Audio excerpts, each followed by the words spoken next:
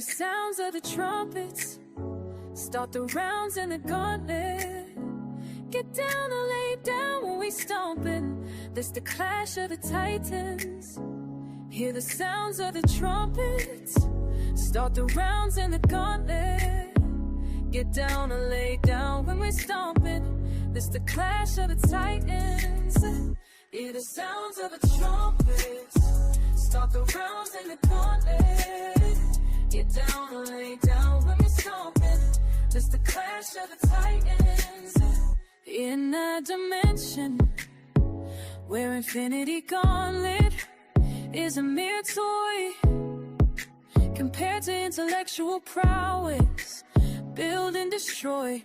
Decipher, intellectual sword will slice ya, or whatever device ya. Recommend surgical, precise pen, hand heated, the room will spin. If men get treated, them goons gon' spin. Level heads with feet, paradigm to box you in. Got a pair of dimes in the box you in. Don't matter paradigm, pair of nines, and your clock won't spin. Hear the sounds of the trumpets.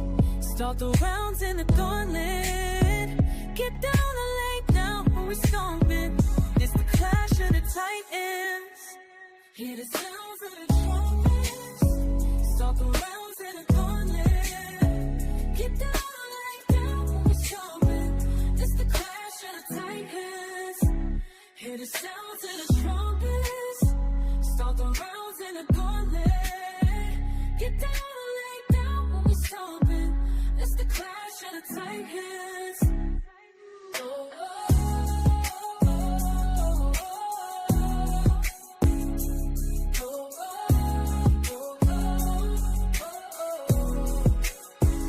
Hear the sounds of the trumpets. Start the rounds in the gauntlet. Get down and lay down when we stomping. It's the clash of the trumpets. Hear the sounds of the trumpets. Start the rounds in the gauntlet. Get down or lay down when we stomping. This the clash of the trumpets. Oh, oh, oh. Oh, oh, oh. Hear the sounds of the trumpets. Start the rounds in the gauntlet. Get down or lay down when we stomping. This the clash of the titans. Hear the sounds of the trumpets. Start the rounds in the gauntlet. Get down or lay down when we stomping. This the clash of the titans. Hear the sounds of the trumpets. Start the rounds in the gauntlet. Get down or lay down when we stomping. This the clash of the titans. In a dimension where infinity gauntlet is a mere toy compared to intellectual prowess. Build and destroy. Decipher, intellectual sword will slice ya, or whatever device ya. Recommend surgical, precise pen, hand heated, the room will spin. If men get treated, them goons gon' spin. Level heads with feet, paradigm to box you in. Got a pair of dimes in the box you in. Don't matter paradigm, pair of nines, and your clock won't spin. Hear the sounds of the trumpets. Start the rounds in the gauntlet. Get down and lay down when we stomping. It's the clash of the titans. Hear the sounds of the trumpets. Start the rounds in the gauntlet. Get down and lay down when we stomping. It's the clash of the titans. Hear the sounds of the trumpets. Start the rounds in the gauntlet. Get down and lay down when we stomping. It's the clash of the titans. Hear the sounds of the trumpets. Start the rounds in the gauntlet.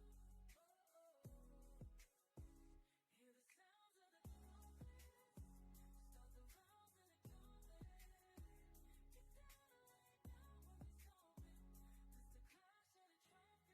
lay down when we stomping. It's the clash of the trumpets. Hear the sounds of the trumpets. Start the rounds in the gauntlet. If I were to ask you guys, do you all know what it is? Have you ever been involved in textual criticism? Hopefully, you have been involved in some form of textual criticism. Hold on, Courtney. Yes, sir. You weren't. I thought that's what happened. I saw your presentation pop up, right? You weren't on the stage yet, so nobody could hear. If you did an intro or anything outside of the music, nobody heard what you said. When I popped this up, you were talking in the middle of a sentence. I figured that you had missed that. So if you wanted to start over from wherever you started right after the music cut off. Okay. I appreciate you letting me know what was going on, bro. Gotcha. So I'll go ahead and I'll redo my intro. And I'm sorry for the technical difficulties, audience. Still learning at the StreamYard stuff. But again, everybody, welcome to Savage Minds Sacred Text. This is the arena where ideas do not get coddled, they get tested. Hosted here by the coldest debate platform on YouTube, the Titan Debate League. Big shouts out to A1 for allowing me to come out here today.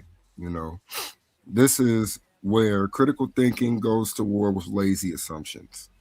Tonight, I'll be bringing savage level analysis to some of the most influential sacred texts in human history, uncovering gems, forgotten context, and uncomfortable facts that still shape and form our modern cultural experiences. No blind faith, no cheap skepticism, just disciplined minds, historical rigor, and arguments that can survive the arena. Again, A1, I appreciate you so much for letting me know. By the way, I am being heard right now, right? Yes, sir. All right, even better. So yeah, I'm glad that we got all the technical difficulties out the way. All I basically had said so far was that, and I had made a brief recall to what the last episode was about, the first episode. The first episode was more or less about certain devotional patterns in the manuscripts themselves of the early Christians. We looked at things such as nomina sacra. We looked at the field of textual criticism and how it's being applied today through digital humanities. They're no longer using microfilm. They're using high resolution 4K, 12K resolutions with many different modes of camera analysis to each of these manuscripts, so that if there is underlying writing on the parchment, we can see that. We can see how these changes have happened throughout history. We also looked, like I said, nomina sacra. We looked at the starogram, the image that many say looks like an ankh, but if it was the ankh in context, it wouldn't make contextual sense. So this is one reason why we know that early Christian literary feature was a form of devotion, and not only a form of devotion, but a way to actually pictographically depict the crucifixion of Jesus. That's in the earliest manuscripts now. But yes, guys, tonight what we're going to be looking at is what is textual criticism, and we're only going to be focusing on the New Testament today. But yeah, we're going to look at what is textual criticism, how does it apply, and quite frequently, many people have the wrong conception over textual criticism. They think textual criticism is being critical of the text. That's not really correct. All right, so let's get into this. All right, like I said, we're going to define our terms and the discipline. We're also going to look at its historical development throughout history, the manuscript of data, the majority text types, the major text types, methodological approaches to these documents, significant textual variants, modern critical editions, and last but not least, current trends and digital tools. So point 8 sort of going to piggyback on some of the things I mentioned in the last episode, but we're going to get a lot more context. And I have a little presentation concerning textual variations as well, with a case example that I haven't mentioned on any other platform. All right, guys. So to the introduction, defining the discipline, the field, and the art. So textual criticism is a scholarly discipline dedicated to reconstructing the original wording of ancient documents by comparing and analyzing manuscript copies. It applies a scientific and rational techniques to identify and eliminate errors introduced through transmission. Now, some of this information on the right isn't wrong, but it's generally accepted information. And I have points of disagreements about my own presentation today because some of the ways these variant issues get assessed by scholars is a little different. So you get slightly higher and lower numbers, right? So Peter Gurry actually just recently assessed the number of textual variants. He says there's about 500,000 textual variants in the known manuscript tradition. The 400,000 is an acceptable number. There are a little more than 5,800 manuscripts in Greek, over 10,000 in Latin, over 2.5 million pages worth of manuscripts. A lot of people think when we talk about these manuscripts that we're only talking about shards, very small fragments. That is true early on, but it's not an absolute fact early on. Many of the earliest manuscripts are actually quite full, if not multiple books in one codex or almost a complete form of a given gospel or a given text. So the primary objective, again, guys, is to identify and eliminate errors introduced through the copying process of the field. So in other words, we only have manuscripts that have been handwritten over history. Not until very recently do we have digital copies of these manuscripts being transmitted from the earlier time period till today or even for the future. So that's something to take in consideration. They didn't have Xerox. They didn't have modern technology when these documents were first written.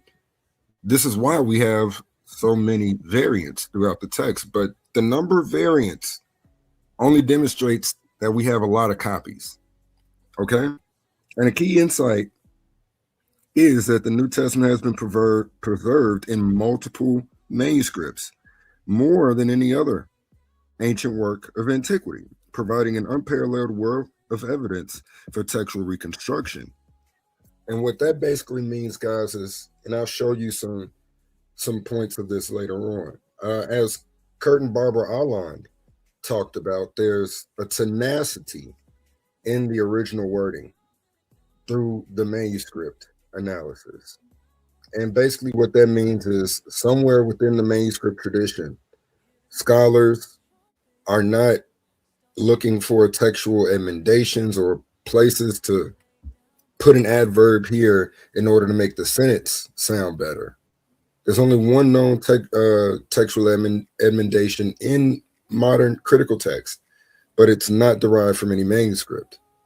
They're only doing that. That one instance is being done for grammatical purposes. And most critical scholars do not actually accept it as an authentic reading because we have no manuscripts to confirm it. So the challenge of textual transmission of the text is, again, 15 centuries, they all were transmitted by means of physical copies, handwriting errors, things that most scribes would do. And this is interesting because some older scholars talked about how it is likely these manuscripts were compiled. Some say that they were done in like a scriptorium where you had an initial reader speaking and copyist basically in the church or in a household, in an educational setting. They're sitting down, writing down all the words. Oh, we missed the line here. And then continuing on with their copy. But there's actually very little if no evidence of a scriptorium in antiquity in the early church setting. So what's more likely to have happened is that these manuscripts are derived from previously existing text, documentable transmissional history, right? So again, for nearly 1,500 years before the printing press, the New Testament was transmitted exclusively by handwritten copies. Scribes, whether professional or not amateur, they were the ones that were laboriously reduplicating these manuscripts, introducing both intentional and unintentional alterations to the text. So what would be some of these unintentional variations? The normal things like textual variants by means of spelling. Oh, they missed a word, which is called homoteliuton. um, duplication, which is dideography, uh, transpositions, which is where they basically pick up, continue, and then they go back and then put down the rest of what they had initially, where they realize they skipped something. Misreadings of similar letters. These are some of the unintended errors throughout the transmission of the text. And this happens with all manuscripts in any textual tradition of antiquity. Intentional changings. You will find things such as in the Gospel of Mark, the first chapter, they harmonize. You can see this in the King James text, as it is said in the prophets. Or was it as it said in Isaiah? As it was said in Isaiah. That type of harmonization is done for later readers. You have some doctrinal clarifications in the text. We'll get to some of those. You have some stylistic improvements. You even have adding explanatory glosses to the text. You have updating the archaic language. Or there's even a few instances which are very tough to identify, like, for example, in Paul, where he might say something concerning Maranatha, which in Greek has no meaning. In Aramaic, Maranatha has a meaning. This is a mode of invoking the Lord. It's a Kotic devotional phrase. Come quickly, Lord. Oh, Lord, come. But yet in the Greek, they transliterate from Aramaic into Greek, Maranatha. So you actually do find that phrase in the text. And then you actually find right after it a translation of that phrase for the Greek reader. Come quickly, Lord. Come, O Lord. You find these things in the text. That's not really a major change, but it is a change because it's a clarifying change.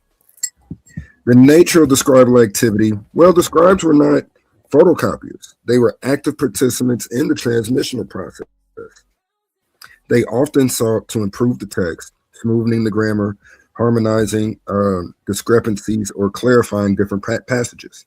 Understanding these scribal tendencies is the essential aspect for understanding the original wording of these texts. And by the way, guys, if you know, I put down here a few of the numerical comparisons for Homer's Iliad versus the New Testament text. We only have about 1,800 manuscripts in total. Much later, by the way, for Homer's Iliad, comparatively speaking, for the New Testament. Over 25,000 manuscripts in Latin, Greek, other languages. In total, we have so many pages, over 2.5 million pages. There's nothing in antiquity anywhere like this, okay? So why does textual criticism matter? Well, this is true, guys, according to Bart Ehrman, Michael J. Kruger, Daniel Wallace. No matter what field, or we can go to the older scholars, we can go to Bruce Metzger and Kurt and Barbara Allen. No scholar has really suggested that the textual variants have doctrinal meanings that change the text. So that means all of the foundational Christian theological doctrines are attested to within the New Testament text. There's no need to appeal to later text, textual variants. For example, 1 John 5:7. 1 John 5:7 reads, there are three that bear record in heaven: the Father, the Son, and the Spirit, the Holy Spirit. These three are one. Many dogmatic Christians would use that passage, especially the King James onlyists. They would use that passage to demonstrate the King James. Now, not everybody will, but many will. The problem here is we have no evidence that that text was even known when the doctrine of the Trinity was initially formulated. I'm talking Council of Nicaea or Constantinople. There's no evidence of that text being known at those councils, and we have pretty good records of the minutes of these councils. So that's something to take into account. How come the Trinity, for example, does not get justified by one verse, 1 John 5:7. But yet, prior to this verse actually gets included into the text, they are already deriving and discussing this Trinitarian ideology, this Trinitarian theology. That's something very important just to look at the scope. If we got over 500,000 textual variants, that's quite a few differences, and ironically, no changes to the Christian doctrines. Interesting. The translational impact of this is, well, modern Bible translations, whether you're talking ESV and RSV, NLT, which is more or less a paraphrase, so could be the NIV, the NASB, the LSB, the Legacy Standard Bible. There's so many different of them. They primarily rely on critical editions of the text. These critical editions are texts such as, but not limited to, the Nestle Online text, the Textus Receptus, which is much older. Textus Receptus is a textual tradition of the New Testament where the text is much fuller than how it was earlier on in history.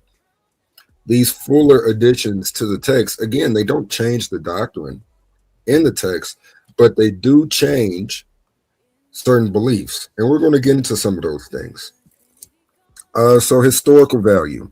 Textual criticism illuminates the history of early Christianity by revealing how scribes and communities engage with the biblical data. Variants often reflect theological discussions, debates, liturgical practices, and concerns of different Christian communities across the centuries and across different geographical regions. And that's very important, as we'll see later. This is one of the ways we actually give rise to a early widespread textual variant, and most likely the original wording of a text. Some of these things deal with the widespread nature of the text and the known information, whether we're looking at manuscripts coming from Rome or manuscripts coming from Turkey or manuscripts coming from Egypt. That's a pretty big and large geographic displacement from one another. And yet they all seem to be utilizing essentially the same text. So there is some scholarly confidence as it relates to this. In light of the 500,000 or 400,000 plus textual variants, textual critics have established the original text with unremarkable certainty. And that's because this is one place, and I have it later on in this presentation, about 99% of these variants are insignificant. There are issues such as obvious misspellings, word order issues, things of this, like a apple versus an apple, using a instead of the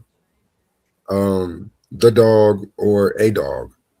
And really there's no indefinite article in Greek, so there's no a something in Greek.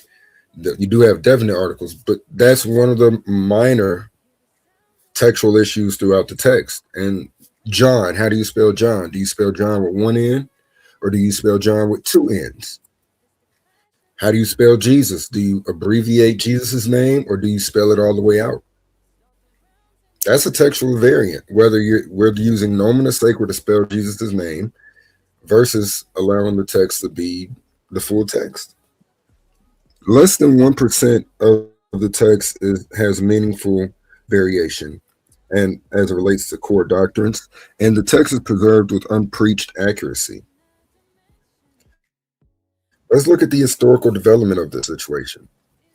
The pre-critical period, so before 1500, before you get the printing press, you have the manuscript era.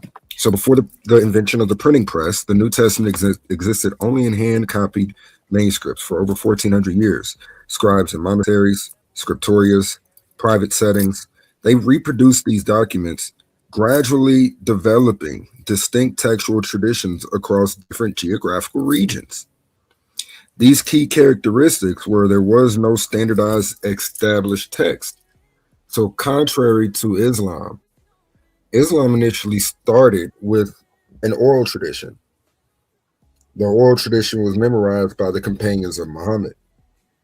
that's memorized after Muhammad's death is threatened to have been lost because memorizers of the Quran had died at a major battle. With the loss of these people that memorized portions or the entirety of the Quran came a threat of the loss of the Quran. So Abu Bakr and Uthman, the political and religious leaders of the Islamic State at the time, grabbed a young individual by the name of Ibn, I can't remember his name off the top, but they grabbed a young gunner who was really good in languages. They say he learned the Hebrew language in like 2 weeks, and the biblical languages in a couple of weeks, a matter of days. Like very, very intelligent brother. They took him, they collected the manuscripts that they had of the Quran, and they asked this Muslim to copy out an authoritative form of the text. There was no means of the early Christians to do this in the early stages of Christianity. Christianity was a persecuted religion. It did not initially start with political established rights. In fact, it was anti-Rome in light of the fact they rejected, by means of the pronouncement that Jesus was Lord, they rejected Caesar as Lord. And as such, it made the religion become at odds very early on with the Roman state. When we look at Islam, that wasn't the situation. They had an oral text that arguably was feared to have been lost, and then an official form was established by means of the caliphate. That's how you get the Quran today. While this isn't how you get the Bible. I think the Bible, in light of it having a free transmissional history, it actually was transmitted quite succinctly. We can look at resource text from Charles Hill and Michael Kruger, New Testament manuscripts from Oxford. They actually post the earliest manuscripts, I want to say up until at least Constantine, for all of the books in the New Testament, with the exception of Mark. There were no early Mark manuscripts at the time of them looking and making their assessments, but all of the texts seem to have been copied very strictly and provide a fairly strict duplication of their exemplar text. And that was being done again, guys, for 1,400 years, all the way up until the time of the printing press. So, yeah, no standardized text existed. Regional variations developed naturally. Professional and amateur scribes made contributions to these issues. And liturgical usage, if you're not familiar with the language, liturgical means basically the way the church functioned by using certain passages.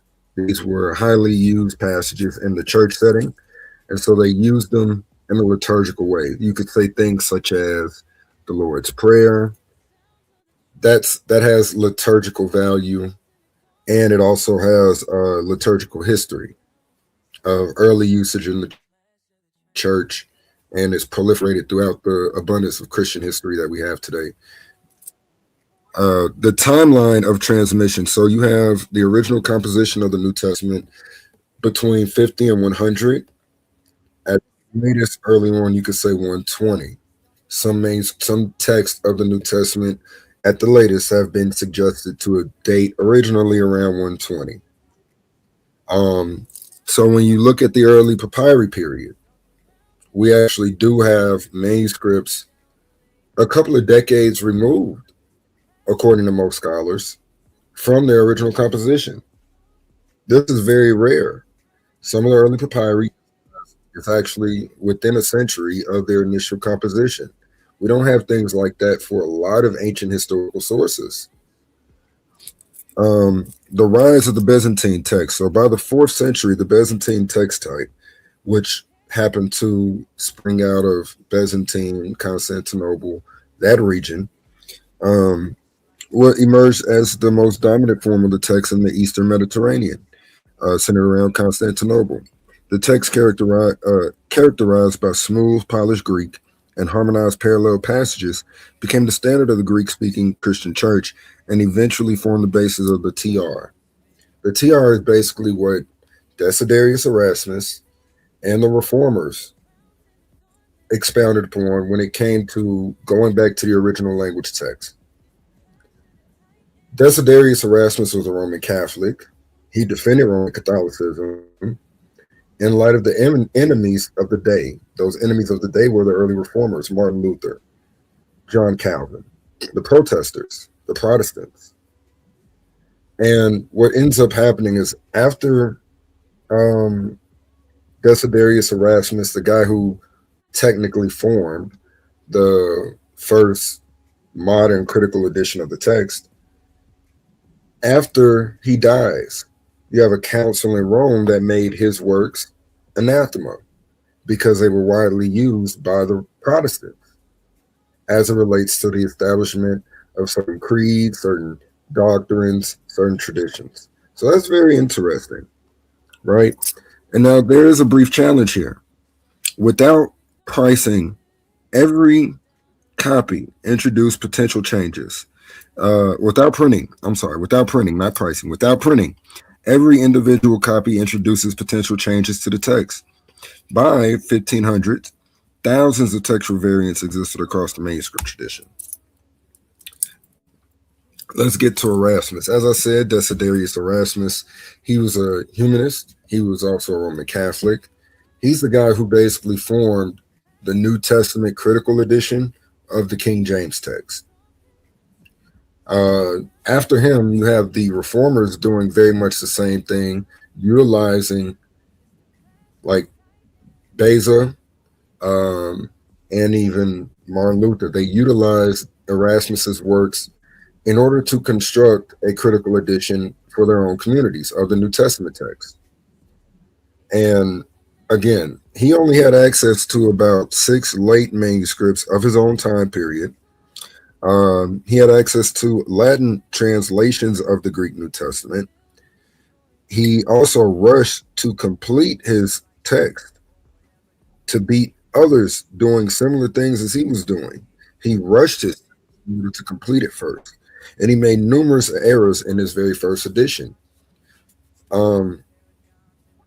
This is important. And I'm sorry that it gets cut off here, but Erasmus's work, refined by Stephanus, who was a reformer, and Beza, who was also a reformer, and these brothers became known as the TR, the Textus Receptus, or the received text. This Byzantinian text type dominated biblical scholarship for about 300 years, almost from 1500 until about the 1800s. And the significance of this is that Tyndale's English New Testament, 1520, the Geneva Bible of 1560, and of course the King James of 1611. These are some of the most influential English translations of all time, and the prominent force of their English New Testament text is a production from a Roman Catholic, Desiderius Erasmus. So again, there were some limits to what he had access to. Again, only 6 manuscripts or so, nothing earlier than the 10th century. Erasmus translated from the Latin into Greek because he lacked manuscripts from the Greek text of Revelation 22, 16 through 21.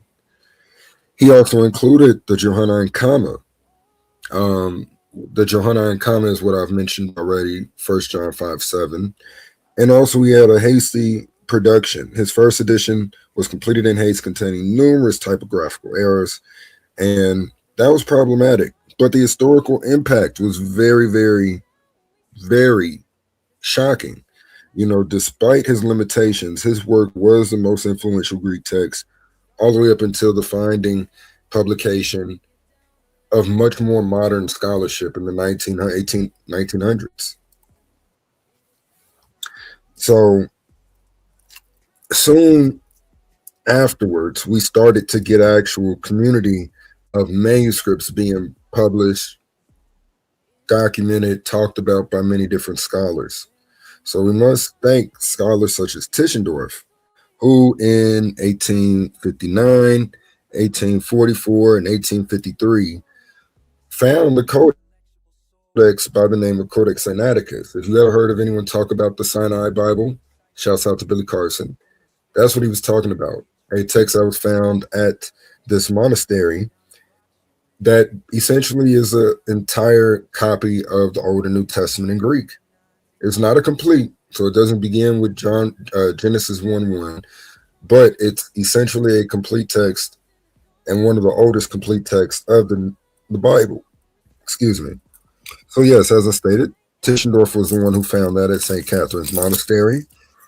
Uh, this is the oldest and complete, one of the most complete New Testament manuscripts. The dramatic discovery of this manuscript involves him finding 129 leaves in a basket that was possibly about to be discarded and burned for warmth by the community. Another manuscript that was produced around this time, and notice, guys, these manuscripts date around the time of the Council of Nicaea. Is Codex Vaticanus, or Codex B, often identified as 03. So Codex Vaticanus has been known since the 15th century, but not fully utilized until the 19th century. Many scholars considered it the highest quality manuscript of the New Testament, representing an Alexandrian text type at its best. Likewise, Codex Sinaiticus is called an Alexandrian text type text. The impact of these 4th century manuscripts, and by the way, both of them are essentially total manuscripts. Vaticanus is fuller than Sinaiticus, but that should be taken into account. So yes, these 4th century documents of the Alexandrian text type revolutionized textual criticism by providing evidence of centuries prior to what Erasmus was doing, used by Erasmus. They demonstrated that the Textus Receptus has great value, but it represents value from much later on, a development in the text tradition. And now we have an earlier form of the New Testament text. So now we're going to begin to get into some of the methodologies applied to these manuscripts. So Westcott and Hort are sort of like the founders of the last wave of textual criticism and the methods employed. Westcott and Hort had a revolutionary approach. Westcott and Hort in 1881, these Cambridge scholars published the New Testament in the original Greek, a landmark work that fundamentally reshaped textual criticism. Their 28-year collaboration produced a Greek text and a detailed volume of introduction and appendices expanding their methodology. Their essential tenets were trying to ascertain the oldest text type available to them. They classified it as the Alexandrian text type. They classified later texts as Byzantine text type and things of this nature. And what they also applied was a genealogical method, tracing relationships between manuscripts to establish a quote-unquote family tree of textual transmission by identifying common ancestors of parents of patterns of error. They sought to reconstruct the text at earlier stages of the transmission, moving closer to the original text. So some of the key principles they employed were a neutral text. Vaticanus and Sinaiticus represented a quote-unquote neutral text that was very close to the original from their assessments. The Byzantine text was inferior because it being of a later textual pedigree. The internal evidence was high regard. So basically what Westcott and Hort did was they used these codexes as the standard form of and their standard basis for textual criticism. Modern scholars have suggested something similar. The one that I know of is Stanley E. Porter, a very great Greek linguist. Now, they had a conflation issue. Byzantine often combines readings from different sources. So in analyzing the manuscripts, they noticed that, hey, these manuscripts essentially got the same words, but some of these expansions, name titles, they're taking on later text traditions and including that in the later text. Now, there's a lasting impact because, again, Westcott and Hort's method formed the basis of the Nestle Aland text and the UBS text that are used today. Those are two of the standard critical editions used by textual critics today. We're going to get in that in a little bit.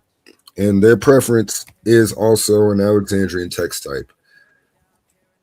Alrighty. So now let's look at the manuscript evidence underlying some of these things. Okay, so we have manuscripts, like I said earlier, we have manuscripts of the New Testament that are alleged to have been written roughly within 50, 60, 70, within 100 years of their initial composition. So P52, a lot of people have heard of P52. In the past, it used to only be dated to, or let me say it like this. Some people only date it to 125. It has a much broader date range. You could say either second or third, early third century. And this is sort of the nuance with papyrology. We're going to do a papyrological thing on my next episode, but on dating manuscripts. How do you date these manuscripts? But P52, a lot of people have heard about it. It's a little credit card shaped fragment that has a conversation with Jesus and Pilate on it, coming from the Gospel of John, chapter 18, verses 31 through 33, and 18, 37 through 38. So just portions of 4 verses. Many scholars say that that's the oldest surviving manuscript of the New Testament. Roberts dated it to the first century, second century, 125, and other scholars dated it a little earlier than that initially, somewhat slightly after Roberts dates. Nonetheless, the significance is it pushes back on the theoretical dates for the Gospel of John, because some scholars say, oh, the original second century. Really? Well, if the original's in the second century and 125 through 150 is second century, do we have an original manuscript of the Gospel of John? That's an interesting idea to consider. P66, right? I was supposed to have a discussion with a brother over P66 and other manuscripts. Nonetheless, P66 is about 2/3 of the Gospel of John. It has John 1 all the way down to John, almost the conclusion of John. It's only missing a couple of chapters. And again, it's one of the earliest, best preserved New Testament papyri manuscripts, containing about 2/3 of John's Gospel. The first 26 leaves are almost entirely intact. So we have almost the first 26 pages, front and back. Writing is on them, so you could say that's 52 pages. We have 52 front and back, reverso and verso records just of this one manuscript. That's a lot. I would love for anyone to tell me a manuscript from around the same time period with this much physical evidence. Again, second to early third century. The text of the Gospel of John by many secular scholars is dated to around 120.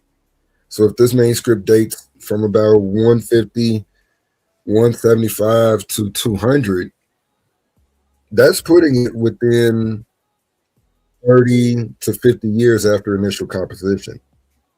The Gnostic texts don't have such an early pedigree as even this manuscript. So that's something to take in consideration. And by the way, it's somewhat mixed. Now, here's what's very, very interesting. When and this is a phenomenon that's been looked at by many scholars from the beginning, ever since we began to get these manuscripts out the ground. P75 is a manuscript of both Luke and John. It has quite a bit of both of those gospels in this one codex. Now, P75 has quite a bit of legitimate similitudes with Codex Vaticanus, right? Codex Vaticanus, I just mentioned. Right here on the bottom left section, Codex Vaticanus.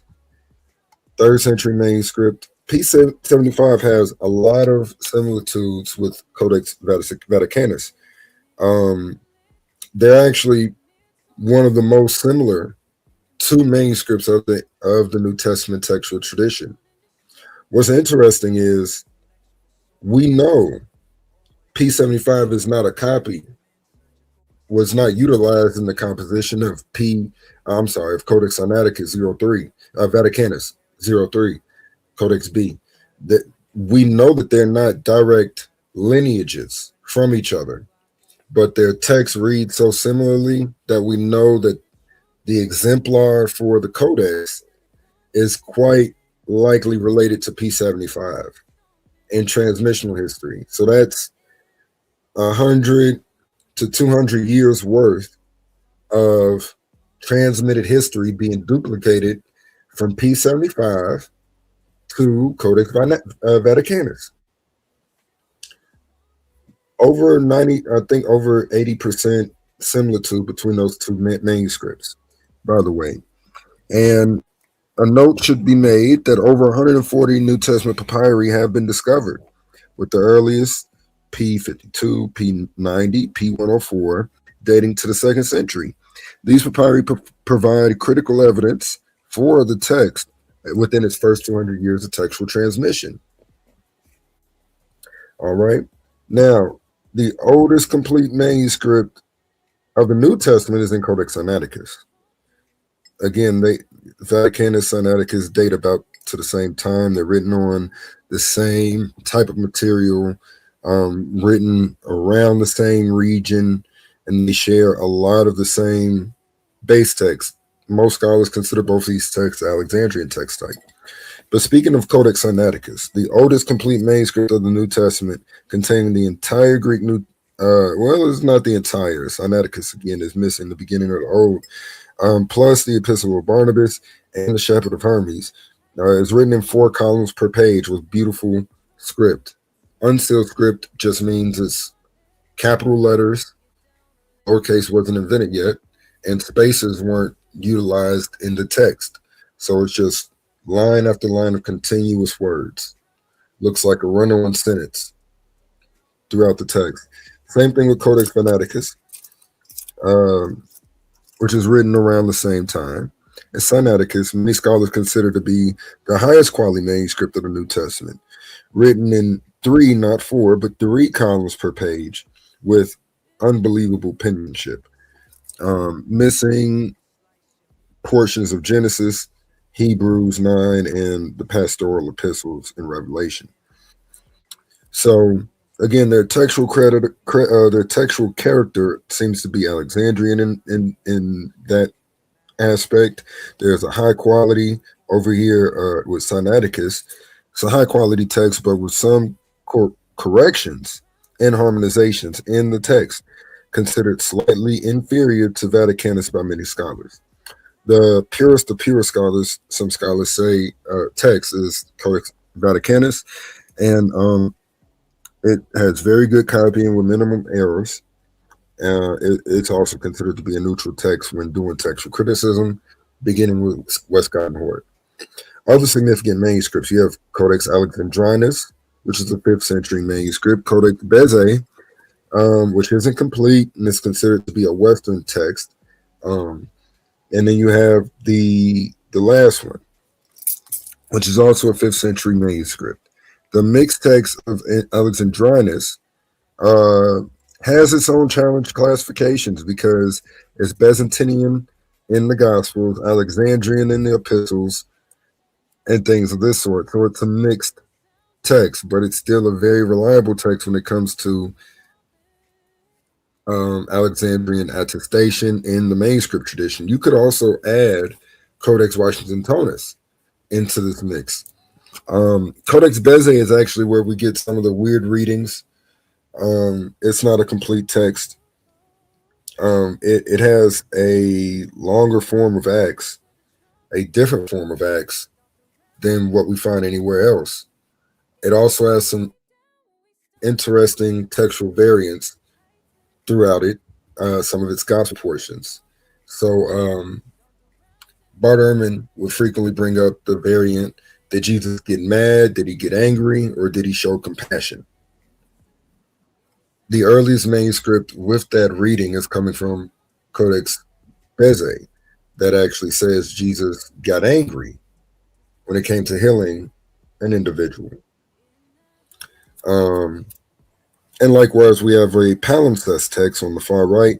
In this parchment, by the way, guys, palimpsest means that it's a piece of leather, it's a piece of skin that has been written on, erased, and written on again. So just get you acquainted with some of the language being used here. Palimpsest is a parchment with which was scrapped off and reused for writings. All right, so it contains a mixed text type as well, and it's very difficult to read in many places. So manuscript classification systems, manuscripts are designated by means of numbers. They're also, some of them also have names, or if they're lectionaries plus a number, L plus a number. And the problem when it comes to counting the manuscripts throughout history, we didn't, when they first started to tabulate, or we found these manuscripts of these gospels or of these New Testament texts, they didn't do this with a catalog in one single location. These were different schools trying to get access to these artifacts and just disseminate the information concerning these artifacts as early as possible. So frequently they're not done in a succinct mode. There's not just one group of old that was actually given these manuscripts their names or their dates or things of this nature. And so, yes, you will find, for example, Codex Sinaiticus called multiple different things in literature. All right, guys, let's get into these text types, the classification for New Testament manuscripts and such. So the Alexandrian text type, as we've already talked about, it's widely regarded as the earliest and most reliable form of the text in the textual history. It emerged from a scholarly environment with thoughts of it originating out of Alexandria, Egypt, where professional scribes treated the copying process with meticulous care. So some of the strengths of this text type is that it contains shorter, more concise readings, less paraphrasing, professional scribal work, which is questionable until we get into like the codex, like the big manuscripts, the professional scribal work, careful preservation, and other key features of the Alexandrian text type is minimum harmonization. Original stylistic features seem to be more prevalent in the text. Less polished Greek. So in many instances, they're not changing the Greek to make it sound better or more grammatical or things of that sense. They're just allowing the Greek to be what it is. And also you have a conservative transmissional situation going on. The geographic origin, again, Alexandria, Egypt, a major center of learning and scholarship for the entire world of antiquity. The city and Egyptian climate in Alexandria likely preserved many of these manuscripts for us to actually dig up today, because Egypt is just one of those conducive environments for the preservation of documents. Some key manuscripts that attest to the so-called Alexandrian text type are papyri, such as P46, 66, and P75. These are all considered to be some of the earliest New Testament manuscripts that we've been reading today. The uncials, which are the really big codexes that are really, really illustrious, large, expensive if you want to get like facsimiles of them today. These uncials, and again, uncial is basically like a run-on sentence, all capital letters in Greek, no spaces, very little punctuation marks throughout the text. That would be Codex Alexandrinus, Codex Sinaiticus, Codex Vaticanus, and we even have some minuscule manuscripts, some later documents that also attest to the Alexandrian text type, such as minuscule 33, 892, 39, and more. The modern use by textual critics is to primarily appeal to the Alexandrian text type when doing their textual reconstructions. Okay, the Western and Byzantine text types. Hey Google, cancel. All right, stopping primary bedroom. Okay, so sorry about that, guys. My Google picks up on some of the things I'm saying. It tries to intervene. But yeah, so the Western and Byzantine text types. The Western text type is defining characteristic of the love for paraphrases, right? And the Byzantine text type is what has often been called the majority text type. That's where you get your older English translations derived from, the Byzantine text type. So the Western text type is characterized by its free, expansive approach to the text. The scribes freely change words, phrases, and even whole sentences to bring out the meaning for greater force and definitiveness, right? Some of the tendencies that we find here are extensive harmonizations, additions and explanatory details, explanation of narratives, insertion of apocryphal material, and things of this sort. Some primary witnesses would be the weird texts like Codex Bezae. And again, Codex Bezae is an early codex style New Testament manuscript with very weird, harmonious, expansive readings. The scholarly assessment is that even though it is early, but it's not really reliable due to the free nature of this text tradition.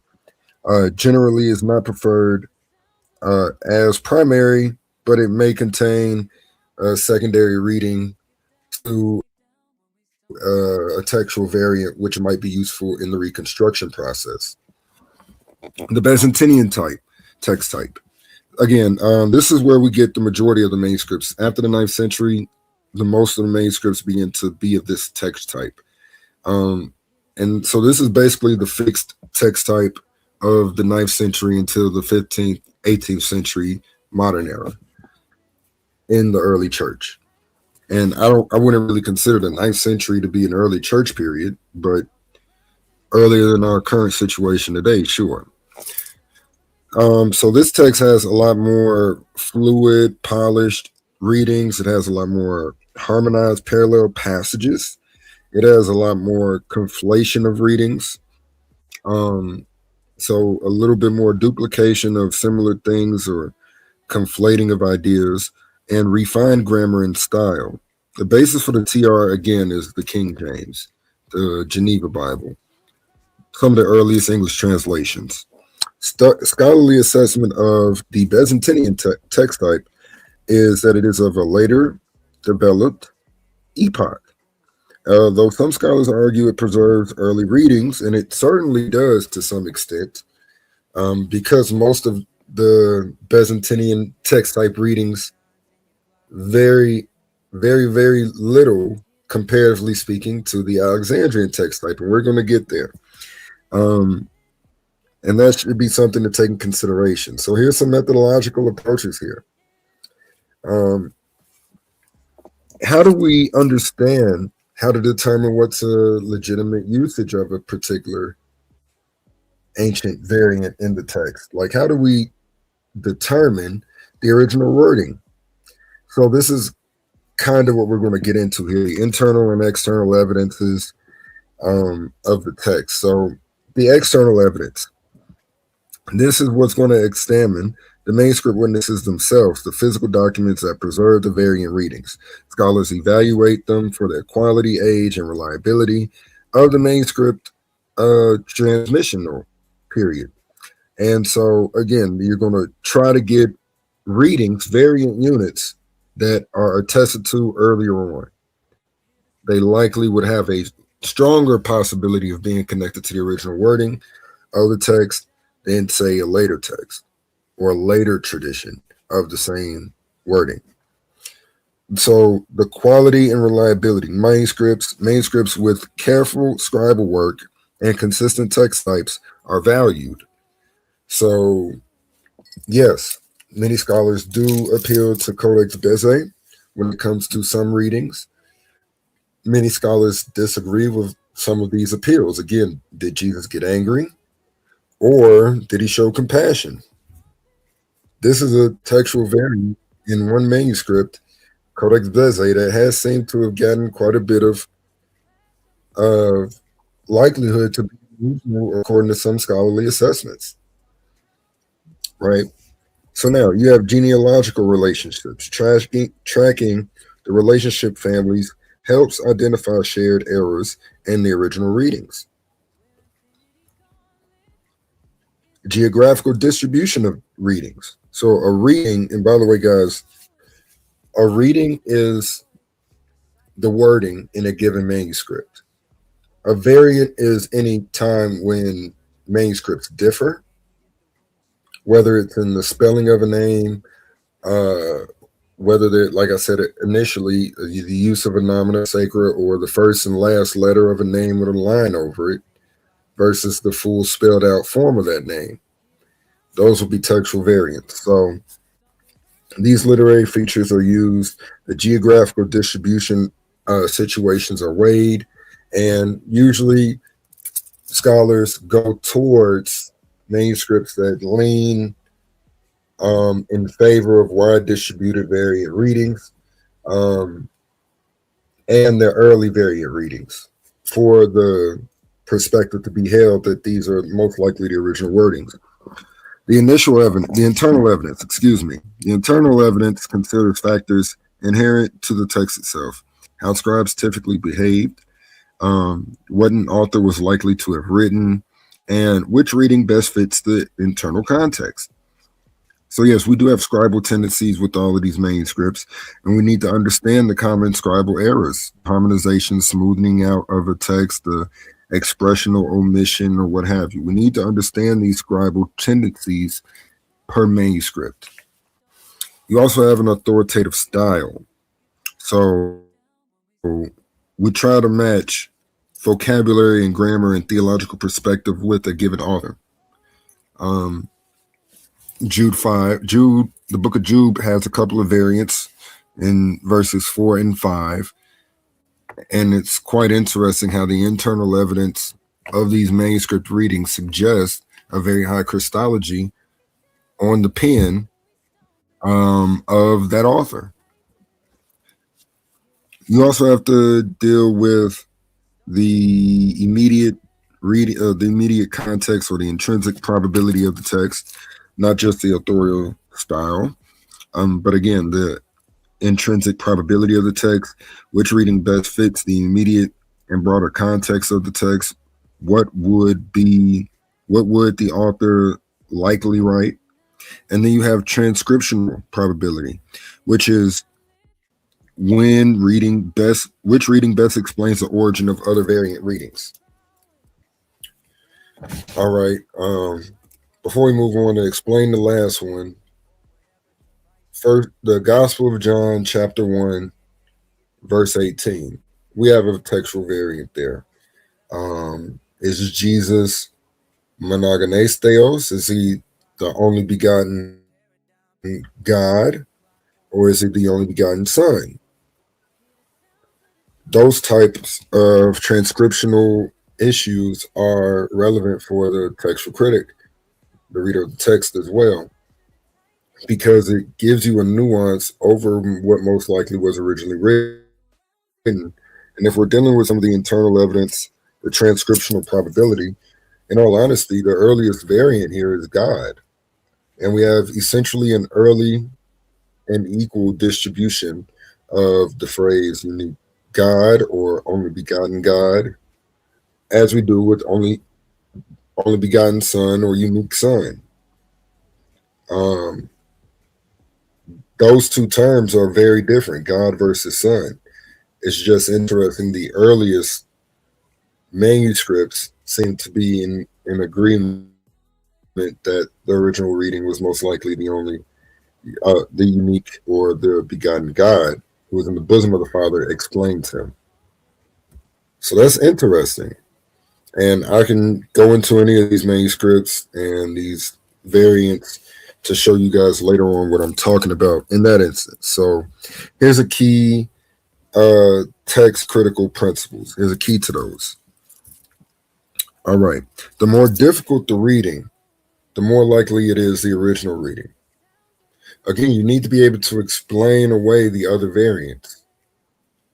And not in a dismissive way, oh, I like this verse, so I'm going to accept this reading compared to the other. No, you need to have a very sound methodology, and hopefully you're using it to demonstrate one reading over another reading, the pedigree of one variant unit over another variant unit. So that's one thing you have to be able to explain. You also have to be able to understand that usually the shorter reading is to be preferred. What we see through the transmission of these texts is the longer the text gets copied by hand, the more additions are made to the text, the more changes are made to the text, whether they're just trying to smooth it out, the titles of the text. So the earlier manuscripts primarily called Jesus the Son of Man, Son of God, Jesus Christ, but the later texts seem to implore more abundantly these titles. In instances where Jesus is just called Jesus or Jesus Christ, you find Jesus Christ our Lord in later texts in the very same places. So this might be something to take in consideration when you're doing the critical work of attempting to reconstruct the original text that's no longer here today. So we have modern methodologies, and this is very interesting. So you have reason eclecticism, which is the main mode of textual criticism used by most scholars today in the field, the ones that are about to retire or that just recently retired. That's primarily the means by which they're functioning in the field as reasoned, eclectic, textual critical scholars. What does this mean? It means that their approach considers the manuscripts, their text types, text habits, scribal habits, content, context, and authoritative style together. And it also looks at the tendency by which the variant they're choosing is in agreement with like an Alexandrian text type compared to the evidence. And it makes an application to essentially be used in the modern critical editions, the UBS or the Nestle Aland text. Those are essentially the same text, by the way. It's just more critical data in the apparatus comparatively. The UBS is more or less made for scholars, translators. So you get what's believed to be more relevant translational material in that text, while the Nestle Aland text gives you a bit more of the textual variants that are relevant to any given passage. Nestle Aland, by the way, is not a complete apparatus at all, which comes into the situation where we're at today in the field with CEM or Critical Edition Major, because in those critical editions, you're getting a much fuller understanding of the textual transmission of the text through CBGM or coherence-based genealogical method. What the coherence-based genealogical method is, it uses computer assessed analysis to trace the textual relationships through genealogical coherence, rather than traditional manuscript groupings. So in CBGM, they sort of do not care about the alleged text types of these documents. They're more or less looking at these manuscripts on a very wide scale, attempting to find out which one has a very consistent transmissional history in order to do their reconstruction. To say it one way, when I was talking earlier about P75, yeah, when I was talking about P75 earlier, which is a manuscript that has the most similitude to Codex Vaticanus, like very high relationship, even though they're not direct copies of each other. They're more or less doing that type of critical analysis to all the manuscripts to do CBGM on the text, right? It's going to take into consideration the related text rather than the manuscripts, addressing the problem of con transmission. How it works is it creates a text flow diagram showing how readings developed and spread throughout the textual tradition. Just a different way of how to look at the variants and their relationships with other manuscripts. And the impact is it's basically becoming the new mode of the critical editions with the ECM text, with the Nestle Align 29th edition that's about to be published, the new update for the UBS text that's being published. They're more or less incorporating the CBGM findings that are being published in the ECM for their understanding of the most likely the original wording is. Now, 4 approaches, the blue section in the bottom, there's 4 essential approaches. You have radical eclecticism, which is solely relying on internal evidence. You have reason eclecticism, which is kind of what I've been more acquainted with. It tries to balance the internal and external considerations. You have reason conservatism, which values the Byzantine text as the standardized religious text since the Reformers. And yes, guys, you do have a few textual scholars that adhere to that have a more dogmatic view over the base text of the New Testament. And they're critical scholars. They're critical of the scholarship. They're critical of the methods employed. It's just they have a dogma as it relates to their foundational text basis to some degree. So if you're more or less in the Calvinistic or Reformed church tradition, you may more or less still be using the King James, New King James in your Sunday school, in your church, or even an ESV or NASB. But even the ones informed with textual critical readings are still going to adhere to like the longer reading of Mark as original to the text. So that's just something to take into consideration when you're listening to the scholars and what they're doing. Let me say this one thing here.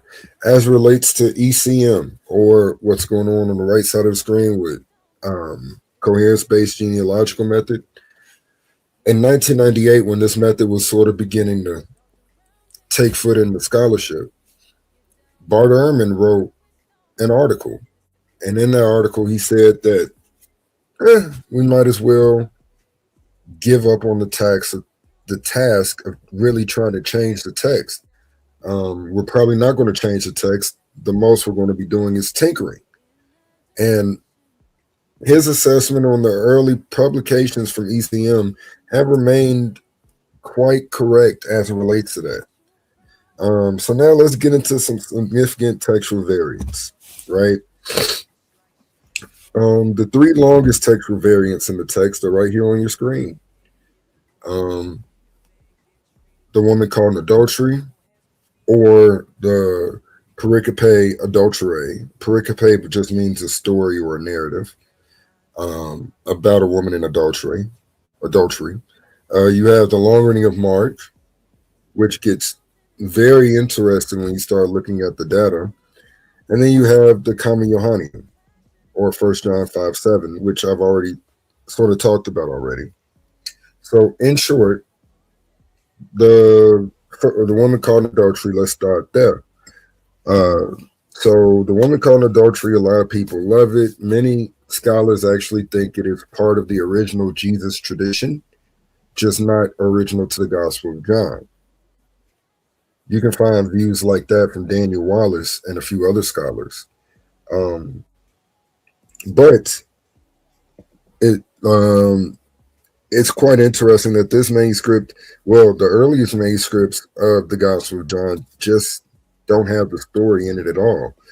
The text seems to appear in history derived from a Lucan text, a Lucan manuscript in Family 13. Family 13 is a sub-family group, a sub-collection of documents within the New Testament tradition, manuscript tradition, that seems to have this narrative in the Gospel of Luke. And it's quite interesting. Many scholars have done literary analysis of the woman caught in adultery and say, you know what, it actually seems to fit better in the Gospel of Luke. The grammar seems to be parallel to what we find in Luke more so than the Gospel of John. It's a high possibility. You have other scholars that argue the reverse. The reverse view, from my observation, doesn't seem to be as widely acknowledged as Luke. This tradition possibly being Lucan in origin, but again, it seems to be a later insertion into the textual tradition around the time of these Byzantine texts getting fixed in their literary forms. The second long textual variant we're going at is the long reading of Mark. So in the long reading of Mark, we find statements concerning the snake handlers. Basically, Christians are going to be able to play with poisonous snakes. They'll be able to bite them, and you won't get sick, you won't die, you won't get hurt from the poisonous snake bites, and much more material than where most scholars think the gospel actually ends at. Most scholars think that the text ends at 16 verse 8, which is the women go to the tomb, and after they get to the tomb, they leave the tomb because it was empty, and they were extremely afraid. Many scholars have also recognized that all of the information in the long reading of Mark is found throughout other portions of the Gospels or Acts or the New Testament. So it is interesting that this is missing from the long reading of Mark is missing from the earliest manuscripts, the earliest codexes of the Gospel of Mark. It's also missing from Old Syriac translation. And ironically, the fun part is this text, the long ending of Mark, has some historical precedents through the church fathers. So you can take it as you want. I personally do not think that it was an original wording of the Gospel of Mark. Mark seems to introduce us to Jesus without a birth narrative, without an early childhood narrative either for Jesus. He's just getting baptized and we're off to the races regarding his ministry. And then we come to his death, burial, and resurrection, where the women go to the tomb and his body's not there and they're extremely afraid. To me, that abrupt ending seems to match more or less how the text begins. And in my assessment, along with many other scholars, Ehrman, Wallace, Curtin Barber Alland, Metzger, think, like, and these are some of the biggest American and German names in the field, think that the long reading of Mark is a later addition to the actual text. The Common Johannium, the woman called, not the woman caught in adultery, 1 John 5, 7, and 8, there are three that bear record in heaven, the Father, the Son, and the Spirit. These three are one. That has what many people understand to be a Trinitarian formalization of the doctrine, the three persons in the one God. But again, that isn't an absolute univocal means of understanding the text.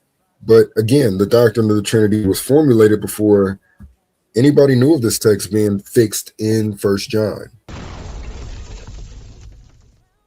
So this is just interesting. The absence of it from everything into the 16th century is shocking. It even seems to be added after the councils Nicaea and Constantinople in the Latin text to give sort of theological basis in the text to an already formulated creed. And I know that's complicated. It seems crazy, but if you ask me, it's actually very good because now we're able to go back before the additions in the translations and determine, we know essentially what the text looked like in the earliest centuries. Now, the important note to take heed of here is while these passages are disputed, their exclusion does not affect any essential Christian doctrine. The theological truths they convey are abundantly attested throughout the rest of Scripture. All right, let's look at some more textual variant issues, right? So let's look at Luke 23:34. So in Luke 23:34, Jesus says to the Father, Father, forgive them, for they know not what they have done. You know, and many people, surely you've heard that passage preached on in your church by King James only's pastor. And I'm not knocking the pastor. Maybe the pastor's just not informed of these issues. But this prayer of forgiveness on the cross is absent from several very early manuscripts of the New Testament. Whether we're talking about Codex B, remember guys, Codex B is Codex, oh my goodness, it's Codex Vaticanus. And Codex D is Codex Beza. P75 is one of the earliest New Testament manuscripts. And this omission may reflect tensions between Christians and Jews. Some scholars have argued for its originality, while others see it as a later addition. This passage is included in most modern translations with the textual note or in brackets. All right, let's look at Mark 1:1. Is Jesus the Son of God in the Gospel of Mark, or is he not? Many of the early manuscripts read nothing right there. That in the beginning of the Gospel of Jesus Christ, no phrase Son of God. But believe it or not, there's been quite a few arguments to demonstrate that this is part of the original wording. When we get done with my presentation here, I can bring up some text and websites and show you guys some of the stuff through manuscripts directly, like comparative analyzation of these things. But again, some early manuscripts read simply the beginning of Jesus, the Gospel of Jesus Christ, without the phrase the Son of God. The shorter reading may be original, with scribes adding to the title for theological clarity. I personally don't think the title was added later, but we can get there. And this point of dispute is not a theological complication, especially when you keep reading the Gospel of Mark, that first chapter. You're going to start seeing Yahweh text being used to describe who Jesus is. Point number 6, Matthew 24:36. All right, nor the Son, an omission in Matthew 24:36. Some manuscripts omit the phrase nor the Son from Jesus' statement that only the Father knows that day or the hour. The omission likely reflects Christological concerns concerning a limit to Jesus' own knowledge. The evidence for nor the Son is in Codex Vaticanus. Codex Sinaiticus, which is the Aleph. That's a Hebrew Aleph letter. Again, some of these manuscripts get different means of classification, different shorthand ways of classifying what they're called. So yes, Codex Sinaiticus is Aleph. It's in there. It's in B, or Codex Vaticanus, and most early witnesses. But it is omitted in later Byzantine text. Why is that the case? Maybe because after the official formulation of the Trinitarian doctrines, they tried to smooth over some of these theological complications concerning Jesus. Did Jesus have was Jesus all-knowing? Does he have all knowledge? Well, if you read Matthew 24:36 and you accept the Trinitarian doctrine, you just might argue, yes, Jesus knew the day or the hour, but that's not according to the earliest manuscripts. And I'm a Trinitarian, and I affirm that nor the sun is in the original wording here in Mark 24:36. Revelation 13:18. All right, guys. So many people have heard the number of the beast is 666. And if you've ever heard this joke by Dan Wallace, I actually like the way he puts it. He says the number of the beast is 666 and the neighbor of the beast is 616. Ah, ah, ah. I know, bad joke. But yeah, so it's very hard to understand what's the original wording here. Now, most of the manuscripts do attest to the number of the beast as being 666, but we do actually have a couple of instances in the early witnesses where the number of the beast is 616, right?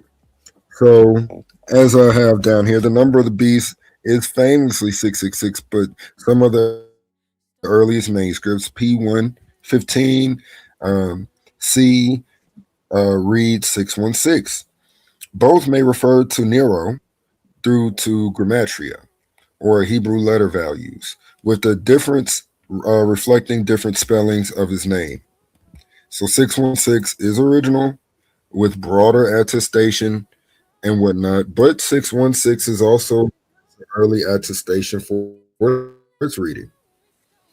All right, guys, so I said we were going to talk about these modern critical editions and some of their differences. Let's go ahead and get into that. All right. So the history of the Nestle Aland. The Nestle Aland text is essentially the standard critical edition of the New Testament text that scholars are using today. History and development. First produced by Nestle and back in 1898. It's now in its 28th edition. Actually, it's about to be in its 29th edition, coming out in the very near future. It provides the Greek text for academic study with most modern Bible translators. The key features of the Nestle Aland text, and the thing I hate is I don't have a digital or a physical copy of my Nestle Aland anymore. Well, I have like the main body of the text. I don't have the textual apparatus of the Nestle Aland anymore, right? So, but the blessing of the Nestle Aland text is the apparatus. It has the fullest apparatus for reading, assessing, and understanding the textual transmission before the ECM. ECM has a much fuller content for the footnotes and the transmissional information, but we get a pretty fully defined list of important manuscripts in Codex. I'm sorry, in the Nestle Aland text in their apparatus. All right. So again, this is considered to be the standard critical edition of the New Testament text. It has a critical apparatus with thousands of manuscripts listed. It does not have a complete apparatus. The only way you're really going to have a complete apparatus is through a digital form.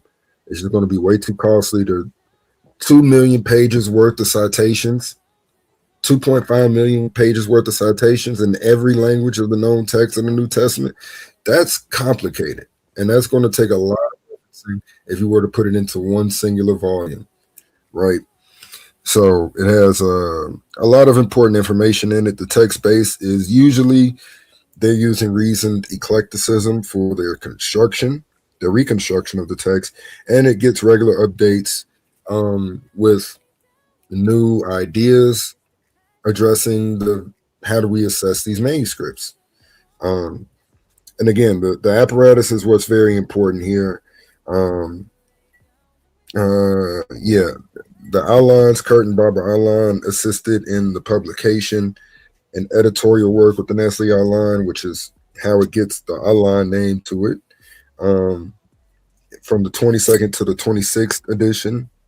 So again, it's been Barbara's task ever since Kurt has passed away, and she's still active and involved with the editions of the Nestle Aland text.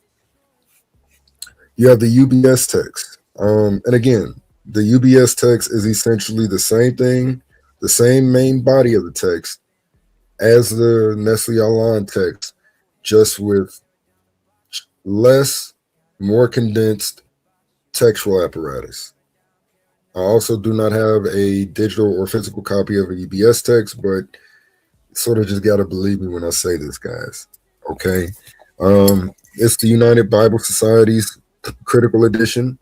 Again, it features the same Greek text as the Nestle Aland, but with selective apparatuses focusing on variant significance for translation. Some more additions. I mentioned the ECM, or the Edico Critical Major, which is a critical edition with a whole lot more text. Bottom left, the top right. I do have the one in the top right. The one in the top right is the Tyndale House Greek New Testament. It's sort of more conservative methodology for reconstruction of the New Testament text. With the Tyndale House, they wanted to only use manuscripts up until, if possible, around the time of Constantine. So manuscripts from the 1st through 4th century were the primary source for their reconstruction. These other critical editions are using much wider collections of manuscripts for their textual reconstruction. The Tyndale House is sort of unique. It follows the methodology employed by a former European scholar not long ago, a couple of decades ago. The TR, or the majority text, again, they're not exactly the same. Some people say they are. They're not exactly the same. The TR is what you get for your King James, your New King James, your Textus Receptus, and there's a lot of different types of Textus Receptuses. You have the Erasmus text, you have Theodore Beza's text, you have Stephanus's text, and these are the primary forms of Erasmus's received text, Textus Receptus. The majority text is a reconstruction done by Robertson and Pierrepoint and Hodges and Farstan. This represents a much broader understanding of the Byzantine text type. They include a little bit more, but yet they're also very restrictive as it relates to what's constituted as an original wording of a text. And I would suggest, even if you don't agree with the TR, read Robertson's work. He's very influential, a dog when it comes to the skill, art, and study of textual critical issues. Just brilliant scholar in and of itself. And when it comes to trying to pick and choose which critical edition you should use, I would probably say the best ones to use that we can have access to would be either a UBS text, a Tyndale House, or even an SBL text. I don't think I included the SBL text. Nope. So the SBL text is a text done by a former teacher of Bart Ehrman, and I think he's still teaching, even though Ehrman just retired in this year. I think Michael Holmes is still teaching. But yeah, Michael Holmes, who graduated just before Ehrman from Princeton with his PhD in textual criticism underneath Bruce Metzger. And he remained a Christian, unlike Ehrman. But like Ehrman, textual critical issues didn't cause them to waver in their faith. There was other issues. Nonetheless, Michael Holmes is the one that created the SBL text. You can get for free the SBL critical edition and the SBL apparatus through the SBL website.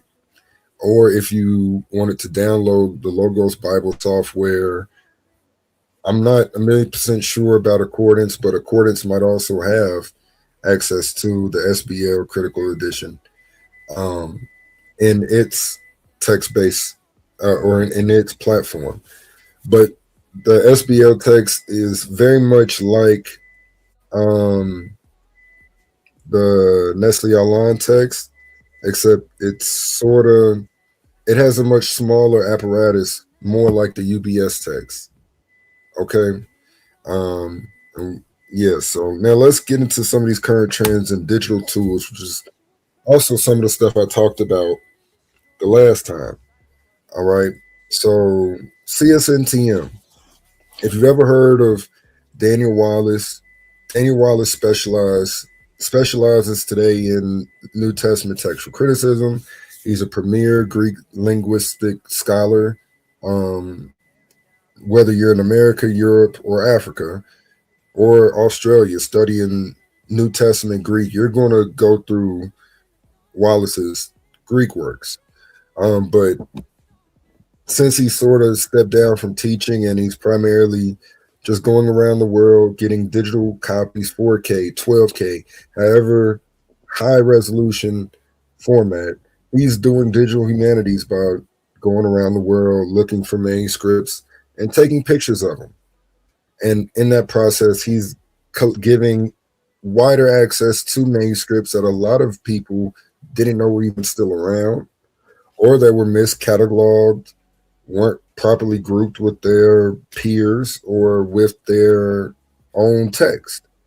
And so he's not an archaeologist, he's a picture taker of these manuscripts.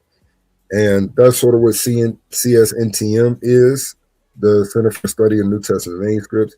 It's a place where he's trying to get all of this data in one place so that we can have access to do digital humanities in the future, and we won't lose digital copies of these documents, even if they burn up. You know, we'll have all the lighting effects that we can use for today and in the future for analyzing these ancient manuscripts. You also have the New Testament Virtual Library, or virtual manuscript room. Now, this is essentially the same thing, except not purely dealing with physical manuscripts or pictures of these manuscripts. You often get a wider allotment of access to manuscripts through the New Testament Virtual Manuscript Room. But it's just another resource or website to go to if you have the credentials, if you have the training, and if you have the access to look at manuscripts. Okay, so CSNTM, you can do much of the same things on both of these websites. And if I'm not mistaken, their dating system is identical. So they'll use the same dates for the manuscripts that they have and they share with each other. You also have AI and machine learning methods. We're going to talk about one of them in a few minutes. It's a website that gives you a lot of access and a lot of depth of access to these manuscripts, particularly a website. Well, I'll talk about that one later. But basically, that website is going to be using the methods used by the Tyndale House Greek New Testament with algorithms in order to do textual reconstruction. All right, so current scholarly debates. The language. Is there any good usage of using the word original text? Or should we use text like living text? Or should we agree that we're actually looking for the initial text that circulated?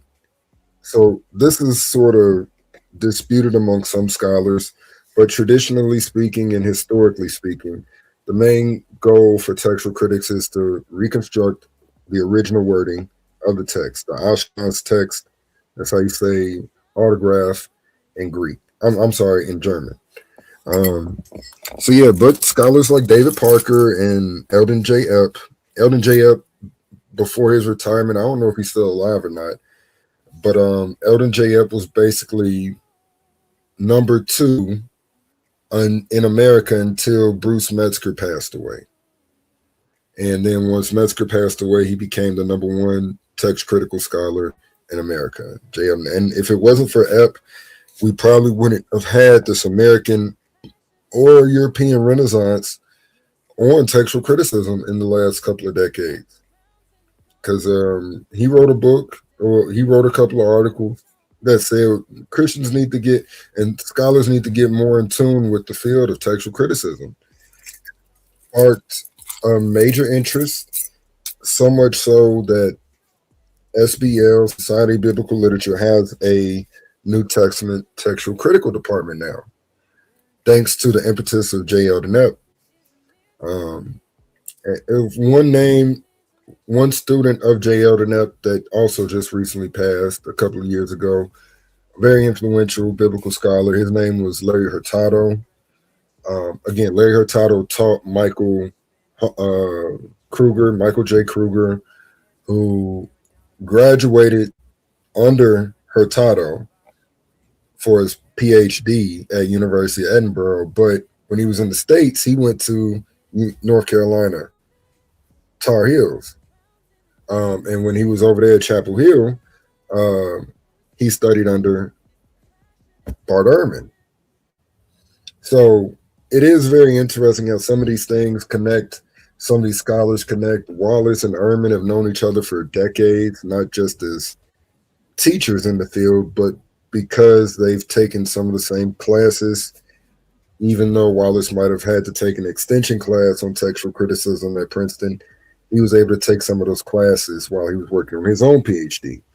And he did postgraduate studies at the university or the institute in Germany. So it's really interconnected and interesting the way that this, what used to be a real niche community, has expanded over the last couple of decades. But yeah, DC Parker and F, they changed the traditional goal of recovering the original or Afghan's text to focusing on the living text. How did the text develop? How did this tradition come about? Manuscripts, where the manuscripts themselves are witnesses to how the early Christians read or used the text. The Byzantine reconstruction, or reconsidered, some scholars argue that the Byzantine text type is more ancient than what Westcott Hort thought. This discovery of the Byzantine text readings in the early papyri, like P45, suggests that this text type might have preserved in early readings along with later developments of the text. And I agree to some degree of that notion. I just don't think it's as succinctly there as these proponents put it. Text and theology. Bart Ehrman, in his early work on Orthodox corruption of Scripture, he argued that sometimes authored the text for theological purposes, and theological reasons, like combating heresy, supporting or supposing that Orthodox doctrine, or addressing social concerns. This sparked debate over the relationship over textual criticism and theology. And I think that there is a healthy conversation to be had as it relates to that. Now, the state of the discipline is sort of fixed, while at the same time somewhat open. Textual criticism remains vibrant, with an ongoing debates about method, the value of different text types, the goal of the discipline, and much, much more. New manuscript discoveries and digital tools continue to change and shape the field in and of itself. And it is interesting. We really don't hear about a lot of these new manuscripts being found, but every year they're still digging at Oxyrhynchus today, and they're still publishing stuff that's been dug up a while ago from Oxyrhynchus. We're finding New Testament manuscripts. The reason why we really don't hear about them in the popular level is because they primarily read just like how we thought they would read. There's not a lot of variation in these manuscripts to be headline news. So, and there's, because we're primarily addressing fragments, it's not substantial enough for scholars to say, oh, well, we have a nearly complete Gospel of Mark from the early 2nd century, similar like what we got with P66 with the Gospel of John. We have on nearly complete manuscript of Mark from the 2nd century that varies widely from, because not even P66 varies widely from what we have today. None of these manuscripts have an astronomical amount of variation per se. Again, it's more or less understanding the variant units and the nature of variants throughout history, which is at the backdrop of the field. Now, here's a few of the key scholars in the field as well. I'm sorry that some of this jumbled up, guys. I tried to correct it, but I'm not that good on my phone, apparently. So, some key scholars in the field. You got Bruce Metzger, who died in '07. He was a dean of New Testament textual criticism in the 20th century. He was at Princeton Theological Seminary. His text of the New Testament, its transmission, corruption, and restoration, remains the standard textbook in the field. Metzger, even the same year Misquoting Jesus was published, Metzger co-authored that work with Bart Ehrman. And a lot of people never read the Red Book, the co-authored book by Metzger. Because I guarantee you, if you read that and then you read Bart Ehrman's book, you're going to think that you're dealing with two different Bart Ehrmans. So it's actually quite interesting. I'll jump on over to Bart Ehrman since I mentioned him already. So he was born in '55. He's Metzger's student, co-authored the last edition of the text of the New Testament, its transmission, corruption, and restoration. He's known for his scribal motivations in his early publication, the Orthodox Corruption of Scripture. And he's also a prominent author of popular books on biblical scholarship. His focus, again, is on theological motivations for textual transmission. Now we have a married couple, Kurt and Barbara Arland. Kurt and Barbara are the founders for the Institute for New Testament Critical Research, Textual Critical Research, or Textual Research, Textual Criticism in Greek, believe it or not, in Munster, Germany. The editors of Nessie Arland text up until this day, and they also have a standard textbook on how to do the field, how to be a text critic. That was published in the 80s and whatnot. Daniel Wallace, he's a Christian. Again, his current emphasis is on doing digital preservation of manuscripts. He's doing a lot of digital photography, and he's still an active scholar. Last year or the year before, he and Michael Holmes published a manuscript that's not of the Gospels. It's not of any Gnostic work either. It's a crazy combination text that dates very, very early. I'll recommend everyone go and look it up. J. Eldon Epp, I gave you all a little background about him. So yeah, he's known for his work on the early papyri and theoretical questions concerning the goals of textual criticism. His essay, The Multivalence of the Term Original Text, challenged the traditional assumptions and sparked an ongoing debate about the discipline's objectives. And again, he was a dog when it comes to textual criticism. Bart Ehrman actually identified J. Eldon Epp as the dean of New Testament textual criticism in America in one of his debates on textual criticism. I want to say with Wallace. Gerd Mink. Mink has been one of the people that developed the CBGM method at the Munster Institute of Textual Criticism. This computerized method assisted traces textual relationships through the genealogical coherence instead of the traditional manuscript groupings of text types, revolutionizing the scholar's approach to textual criticism. Right? So let me make some conclusions here. The state of the discipline. The discipline is very mature. New Testament textual criticism is a mature, vibrant discipline that combines traditional scholarship with cutting-edge technology. From Erasmus's 6 manuscripts to over 5,800 manuscripts today, just in Greek alone. The field has evolved dramatically while maintaining the core commitment to recovering the earliest ascertainable or attainable text. It's still part of the actual goals of the field. Key achievements. We have essentially identified the most reliable text types, developed rigorous methodologies and principles, produced standard critical editions used worldwide, and we're in the process of digitally preserving these manuscripts for generations and generations. We have, again, 400 to 500,000 textual variants that have been tested or estimated by the textual scholars. The meaningful and valuable textual variations, there's less than 1% of them that actually change the meaning of the text, and less than 1% of them alter doctrines. That's Daniel Wallace's number. I can give you a few different ranges and methodological approaches for getting the understanding of stability between these texts. One, for example, is to compare, say, Nestle Aland's text with a majority text or a Byzantine critical edition.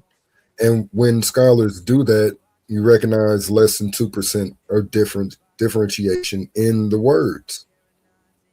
And that's phenomenal. With a text that's so much larger than the Quran, and less than 1%, less than 2% of these words vary, that the reconstructed history of the text, that's phenomenal, if you ask me. I mean, I don't use these numbers to say, well, that proves the text is perfectly transmitted. I don't argue perfect transmission of the text.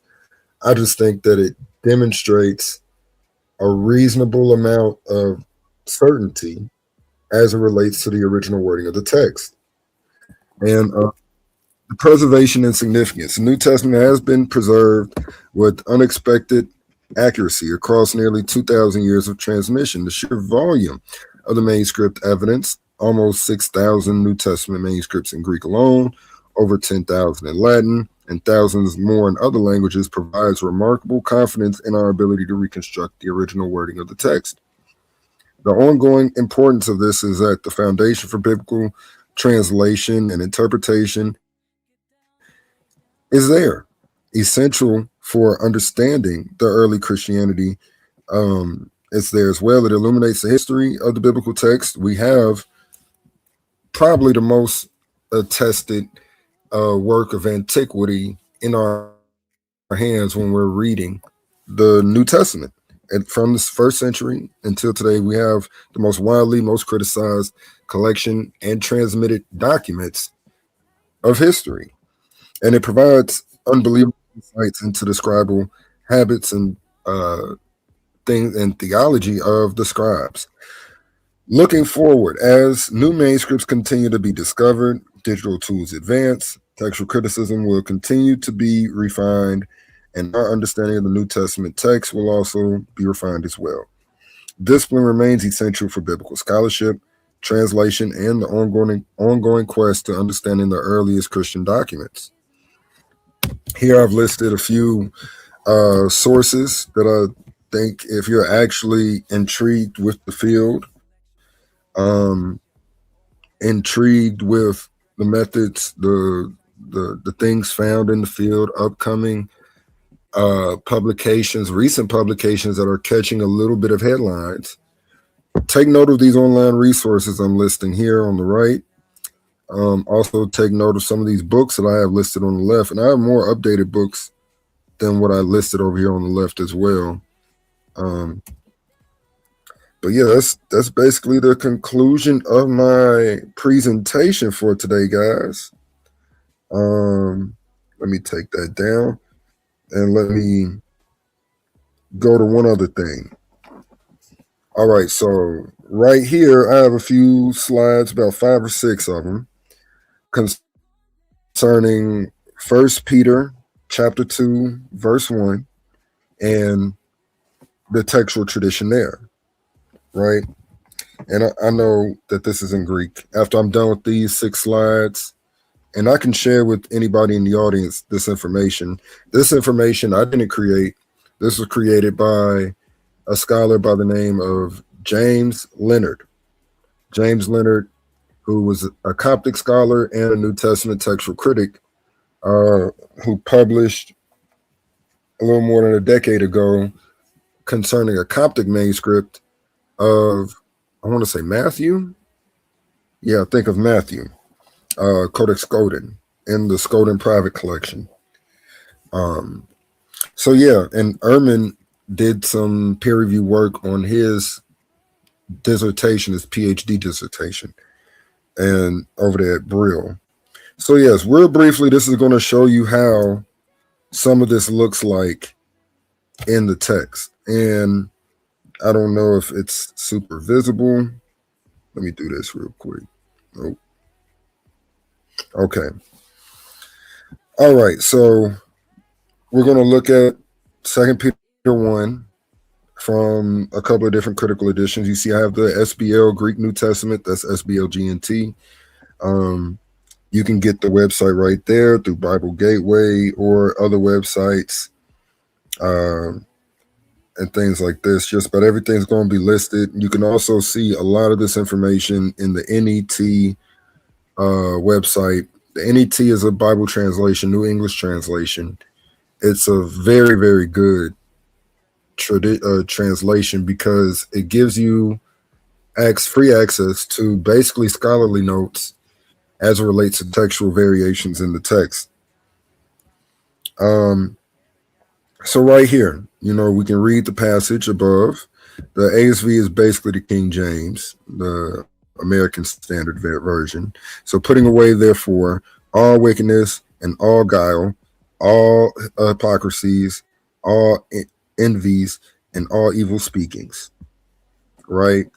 We see here that basically all the critical editions share essentially the same wording. Isn't that interesting? Note how all these critical editions are in agreement about the earliest possible text, with the exception of the Westcott and Hort text, due to its reliance on Codex Vaticanus and Sinaiticus. Right? So what we learn here is that this is an extreme amount of similitude. It is quite remarkable that out of 145 possible manuscripts, 130 of them read exactly the same, except for small orthographic variation and differences in the nomina sacra. Those type of differences, again, would be the spelling of Jesus using an abbreviated spelling, or the spelling of Lord using an abbreviated spelling, or the spelling of what have you, abbreviated form of a spelling versus the full Greek spelling of a given word, essentially. So think about it, guys. There are 14 words in this one verse in Greek and 145 different manuscripts for a total of 2,030 words in the entire Greek manuscript tradition to be known. Yet there are only 13 different attested readings, one of which is most likely the original. Does this help us put in perspective claims about hundreds of thousands of variant readings in the New Testament text, when only 13 out of the 13 different readings, only one conveys a different meaning? Like, let that sit in, guys. Let me try to change so that y'all could see this one piece a little better. Oops. Let's do it like that. Okay. So yeah, number of considered manuscripts, 145. Number of manuscripts in the exact agreement as a Nestle Aland text, 130. The percentage of manuscripts in exact agreement is 89.7%. The Nestle Aland word count is 14. The number of the variant units is 3. And the total readings excluded is only 13. So that leaves us with quite succinct and well transmitted textual data here. Okay. I want to say on the right, this is James Leonard's commentary, but it could have been copied from a critical commentary like Metzger's, which was available during this publication, Metzger's, or even Philip Comfort's critical commentary. But I think this is his own working. And yeah, we're just looking at very brief analysis of this data. And we're going to notice out of so many different variants, possible very different variant readings. We have such a succinct text that it really doesn't make much sense concerning the differentiations, ultimately speaking. And I know that I flew through that last bit pretty fast, but I'm cool with that. Let me share one more thing.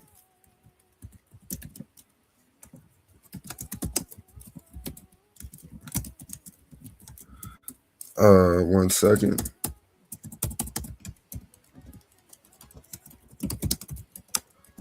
Go ahead and throw A1, you still there? Yes, sir. I was gonna say you can go ahead and do a brief commercial before I come back and I share what I'm about to share. Gotcha. And now a word from our sponsors. This Saturday, that's tomorrow, 7 p.m. Eastern. This Saturday, the Coliseum opens. Two intellectual warriors, one explosive question, no place to hide. Honey Clark and Ben Eden, they're stepping into the arena to battle over a question that hits the heart of America. Do government welfare programs help the black community long term? Is it a lifeline or a leash? Does it build generational wealth or breed generational dependence? Honey Clark is coming armed with data, history, and fire in her voice, ready to argue that these programs are essential tools for equity and survival. Ben Eden steps in with statistics, economic theory, and a counterpunch philosophy, arguing that long-term empowering demands a different strategy. This isn't surface level politics. This is policy. This is history. This is legacy. Coliseum of Arguments, the Titans Debate League.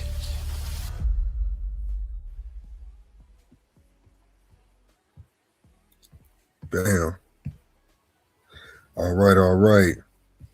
Yeah, y'all definitely tune in and watch that debate. It's going to be a heated debate. Shouts out to the bar. We have the ruler of the bar, Honey. I hope she does her thing against this debate, and I think she will ultimately. But all right, guys. So the website I pulled up is called Greek. Can you see this? What I have at the top, or you only see CNP?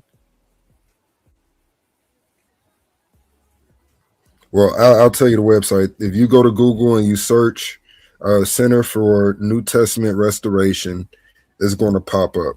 Okay. And now, like I said, this website functions as basically a tool for the Tyndale House Greek New Testament. This is one of their resources they used for the Tyndale House Greek New Testament, right? So right here, we're going to show listed the manuscripts, the earliest manuscripts that have or don't have certain words, okay?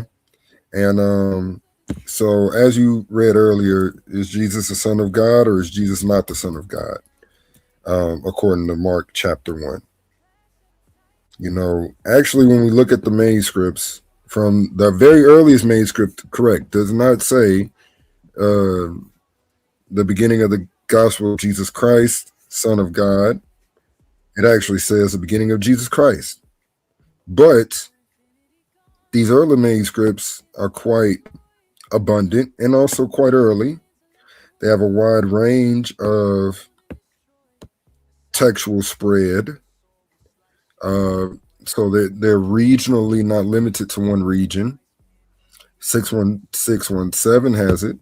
61617 also has this phrase, son of Abraham, in the text.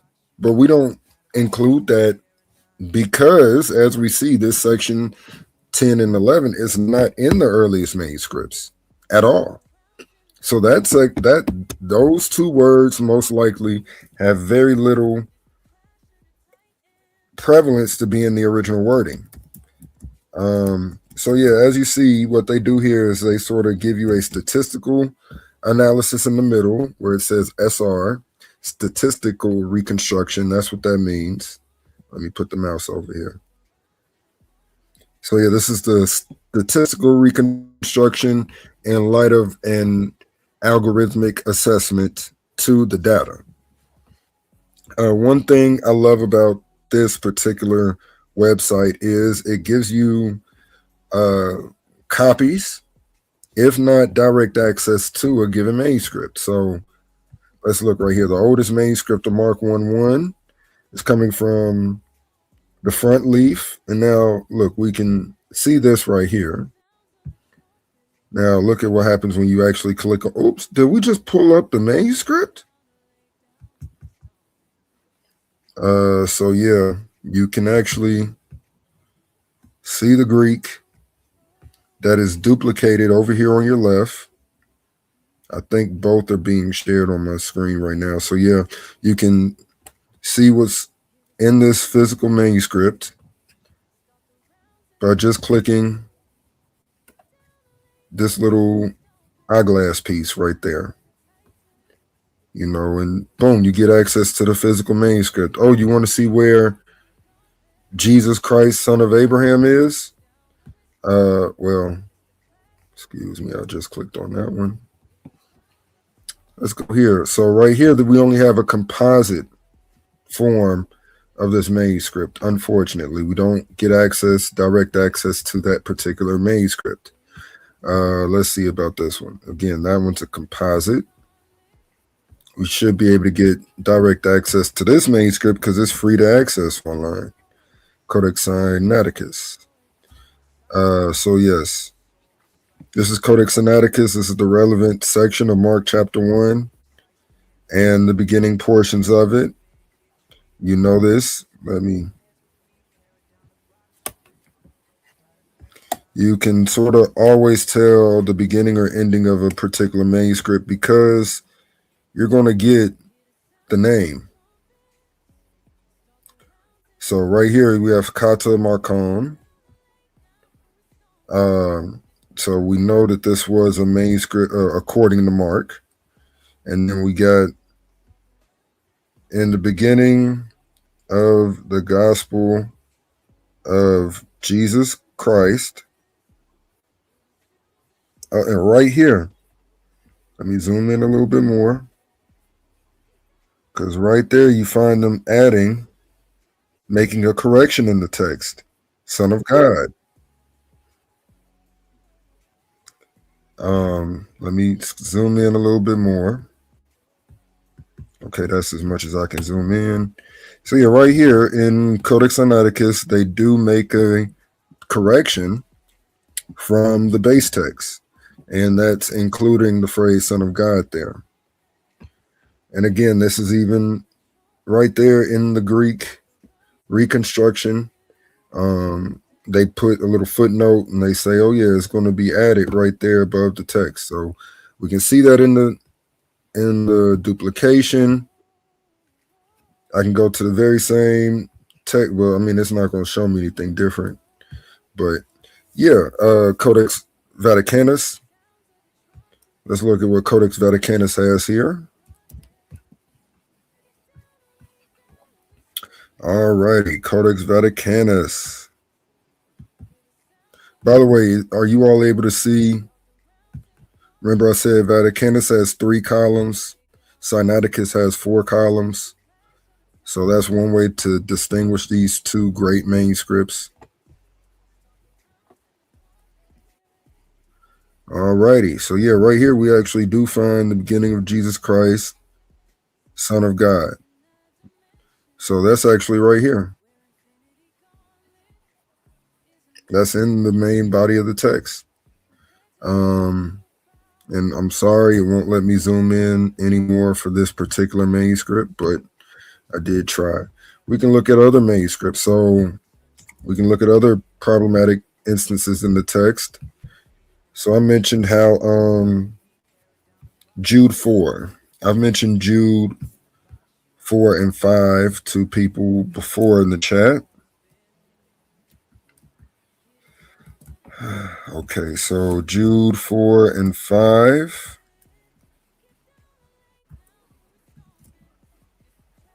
All righty. So if you're reading the King James, let me show you this. So yeah, if you're reading the King James, you find the King James Textus Receptus over here on the bottom section. And if you notice what's going on here, the King James adds a phrase right after a phrase. So the only kai tan manon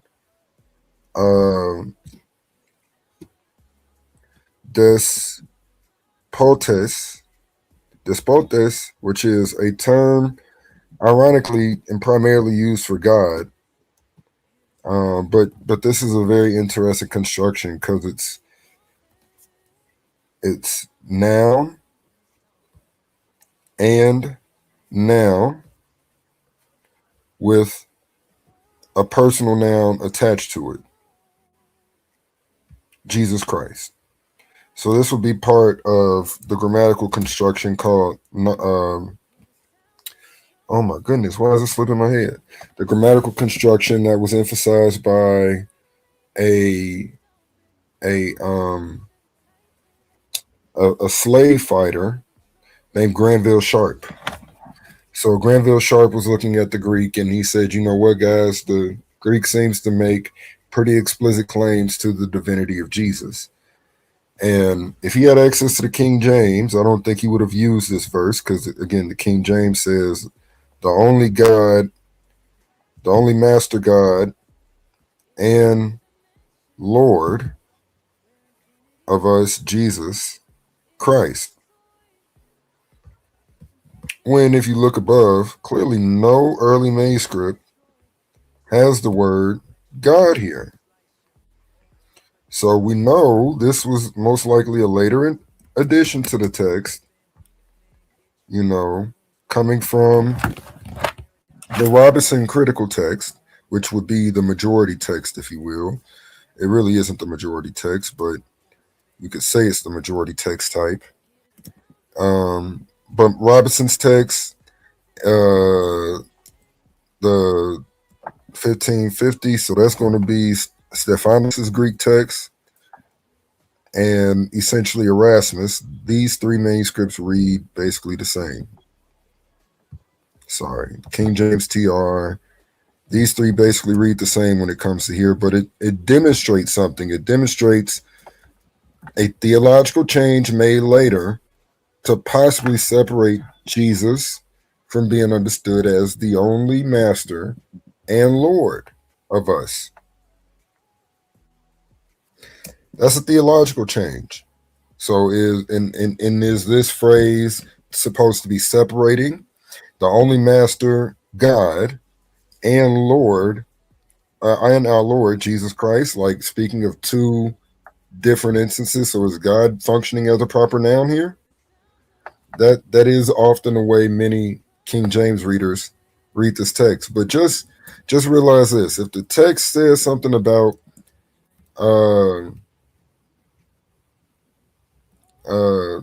the people snuck in, and from a long time ago, having been previously written for this judgment over ungodly ones, that the God of that our God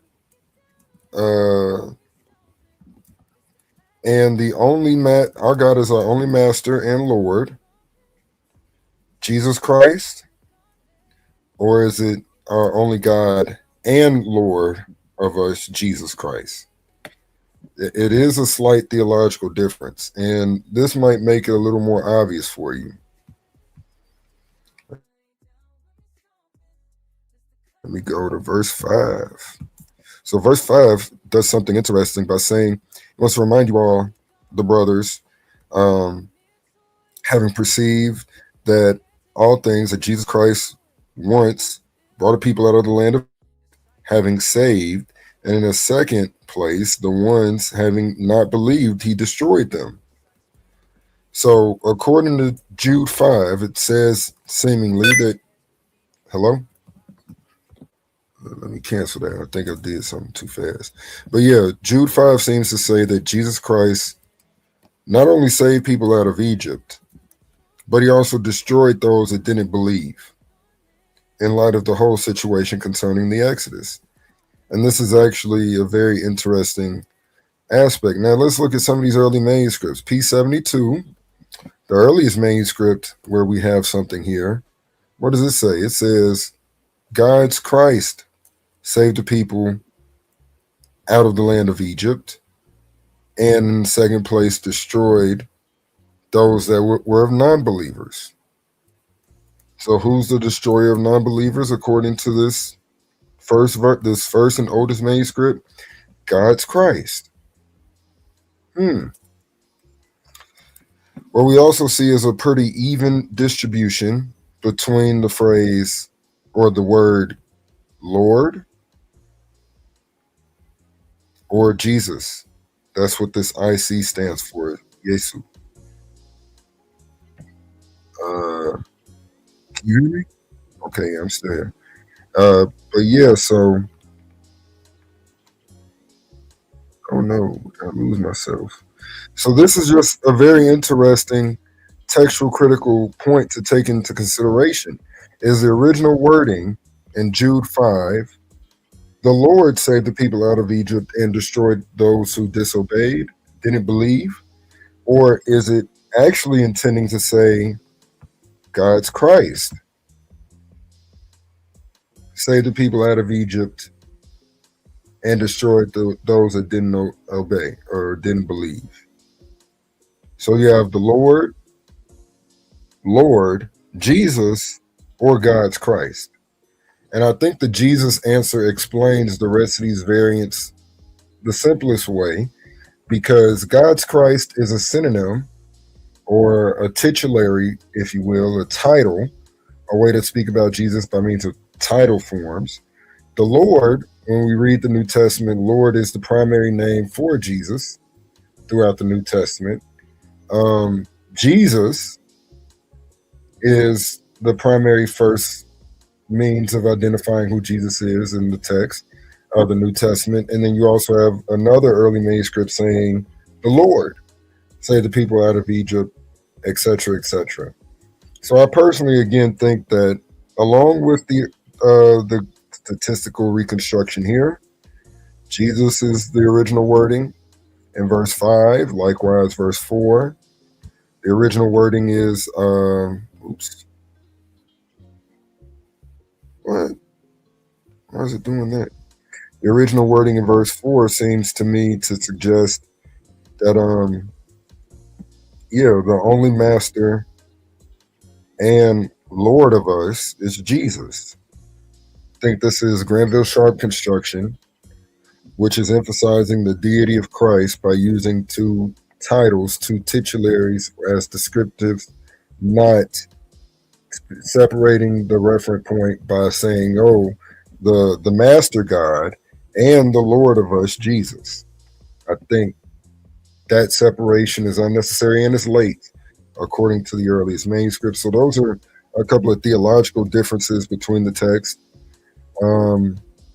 Let me bring you to the long reading of Mark. All right, because the long reading of Mark gets a lot to that's relevant here. So notice the earliest manuscripts of Mark, the oldest two manuscripts, don't actually have the verse there in verse 9. And technically speaking, there's 5 different endings for the long reading of Mark. 5. I don't know why it's skipping 2 every time I go over, but so there's 5 alternative endings to this text, and we're about to see that. So verse 9 is not attested. Verse 10 is not attested in the earliest manuscripts, per se. The earliest 2 manuscripts.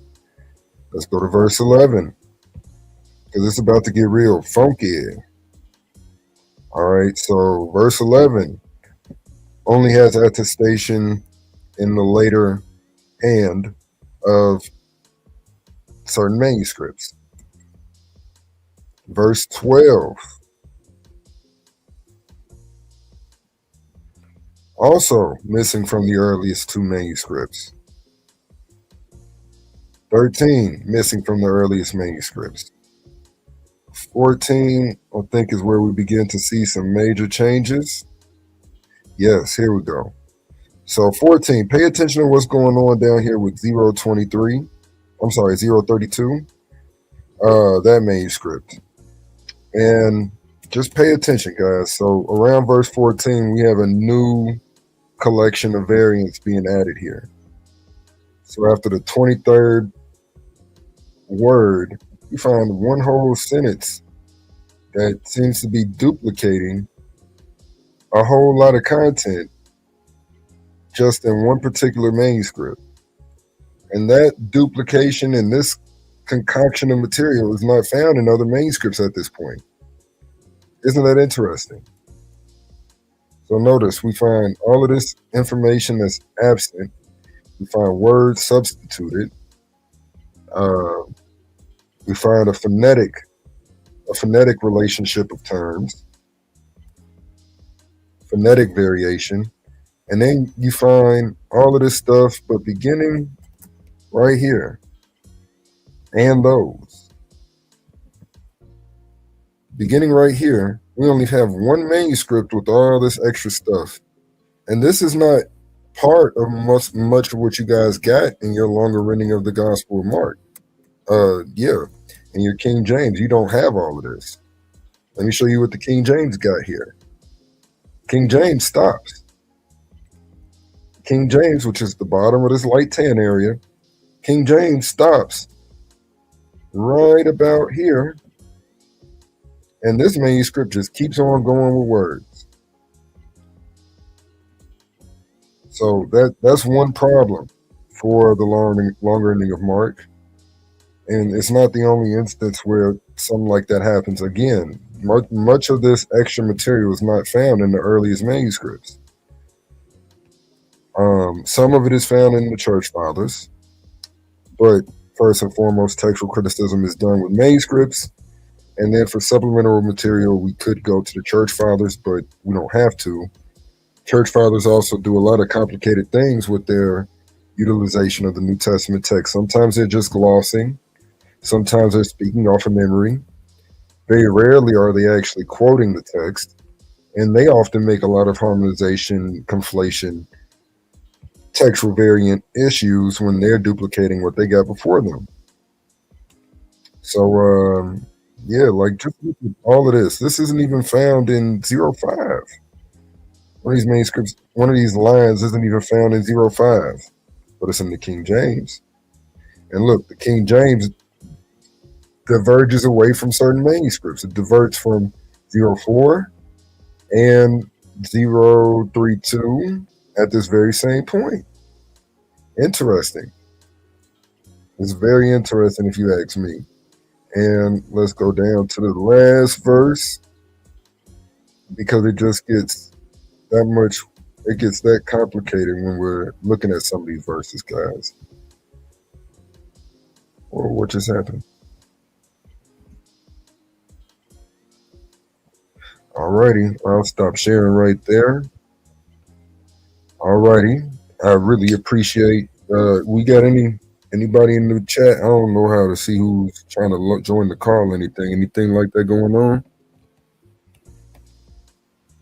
I will share the link for you right now. I gotcha.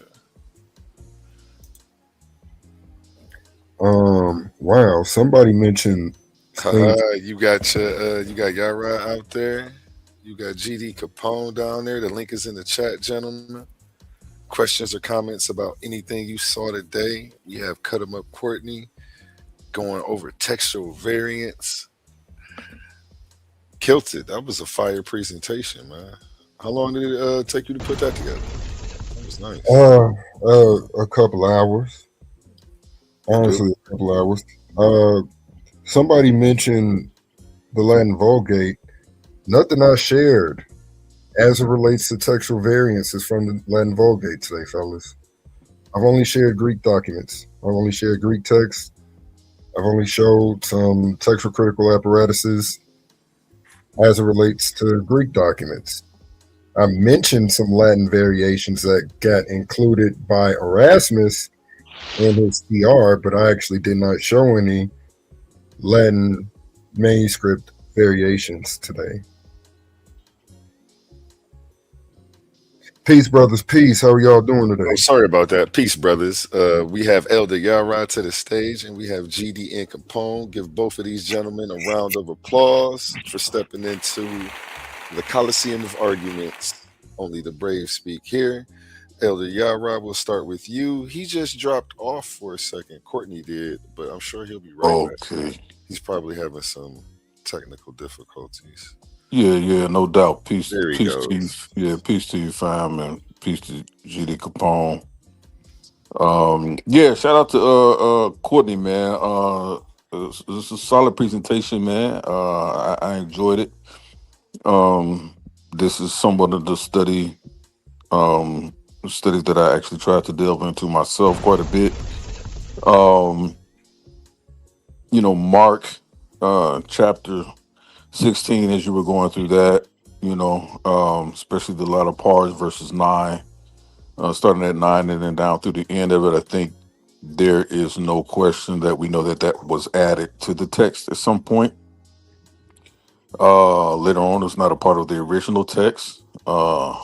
And so often we see these different uh, variants. I think that I don't get caught up on the scribal errors.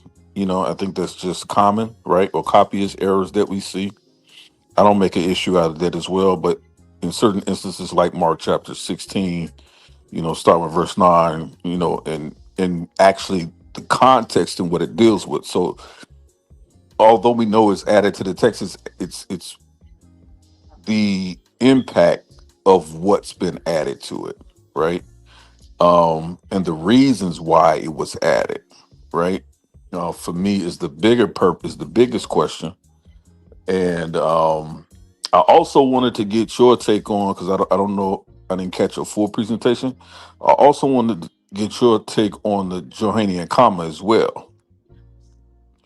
Um, if you can go over that in the Greek as well, because I'm taking the position now that even with these types of errors that we see, and you mentioned Erasmus, and even with these types of errors and things that we know that were added that we see, how obligated are Christians and Israelites to sort of follow these texts in whole, right?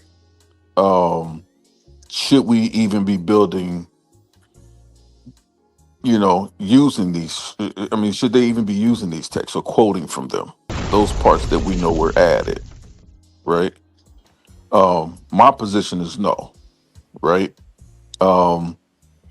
Now, can we find in those texts certain criticisms or certain things that we can say, well, yeah, we can find some basis to support what these things are talking about that were added?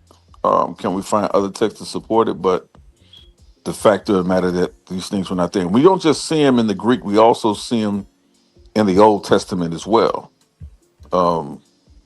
Things that we know were added later, if people deal with the documented hypothesis, and things that were written in or added anachronistically. Like, what is your take on that as a whole? What's the what anachronistic thing? Well, my bad. I'll wait. My bad. Go ahead, y'all. But definitely, I appreciate you definitely going into the Johannine and come out. I would love to hear your breakdown on that. Yeah, you said you didn't hear the initial presentation. I hold that it was a later addition. It wasn't needed for the formulation of the Trinity doctrine during the time of the councils. It's a later addition, post councils, probably. Man, for whatever reason, Courtney, I can't hear you, so I'm gonna go out and come back in. Could anyone else hear me? I can hear you. Okay. Yeah, you sound good to me.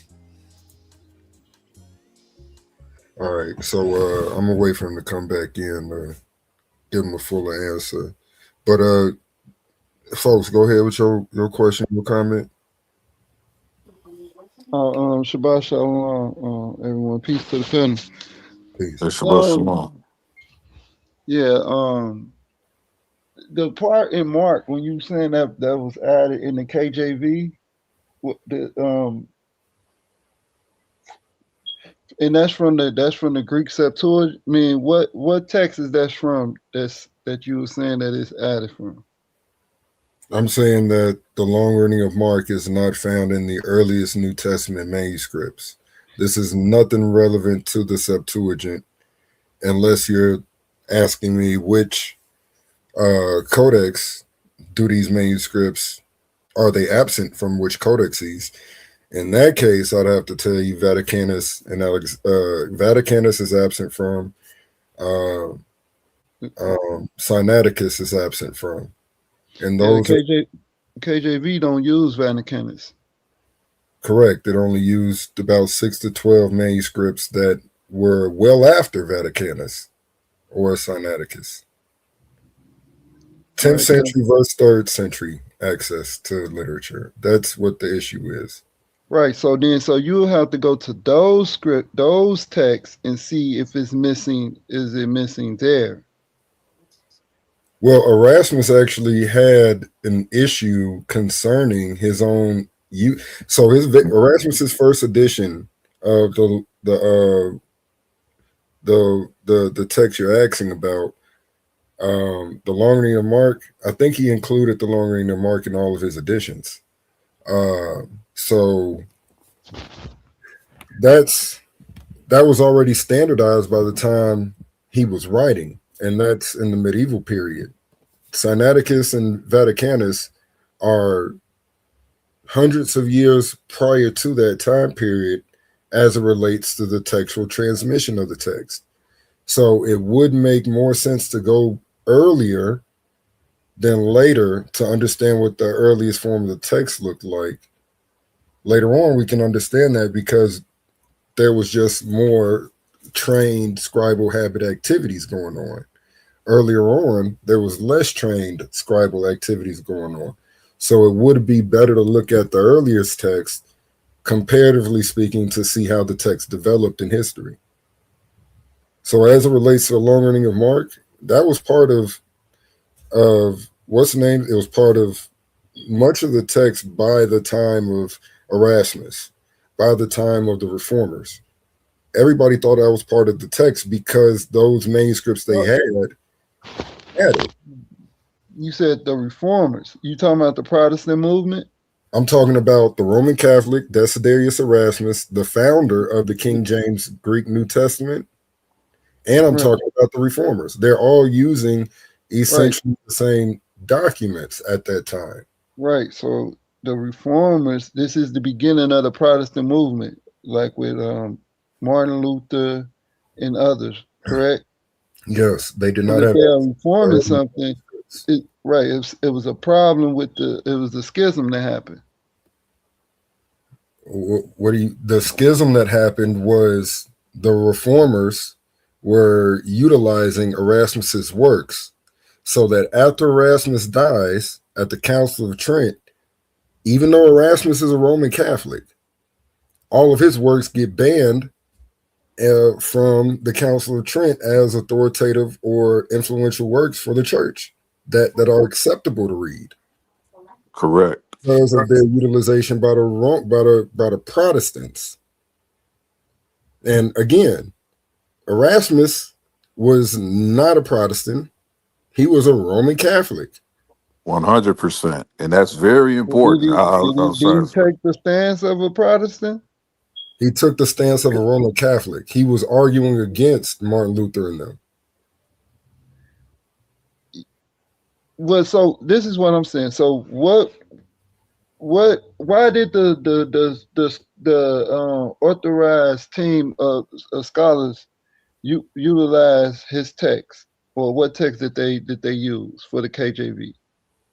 Yeah, so the King James translation was formulated off of Erasmus's 3rd edition, Theodore Beza's critical text, Stephanus's critical text, all together. They all read essentially the same way. There's very few differentiations between Stephanus, Beza, and Erasmus's 3rd editions. Historically speaking, they're essentially the same text. They're all utilized. Like the difference in wordings between those three Greek critical texts is about the same difference between the Tyndale House, the Nestle modern day Nestle Island text, and the SBL text. They're that similar to each other, and yet Right. Nestle Island, and SBL are not using the same. They're using older manuscripts than what they were using back then. Right. So if and this will be the last one. So if they're formulating the King James text in 1611, you had the Tinsdale that was in 1526, I believe. It's 26 or 39, one of them. So it's almost close to a century, right?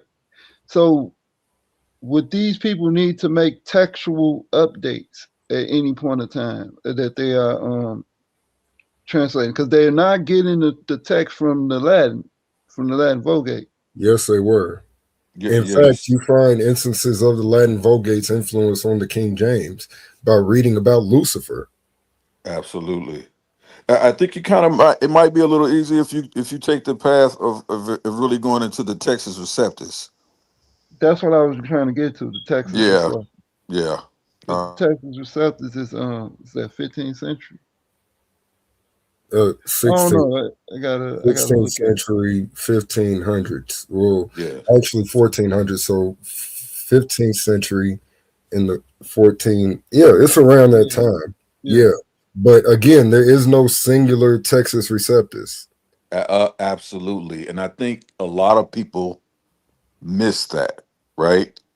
That there is just no singular Texas Receptus that existed without these variants.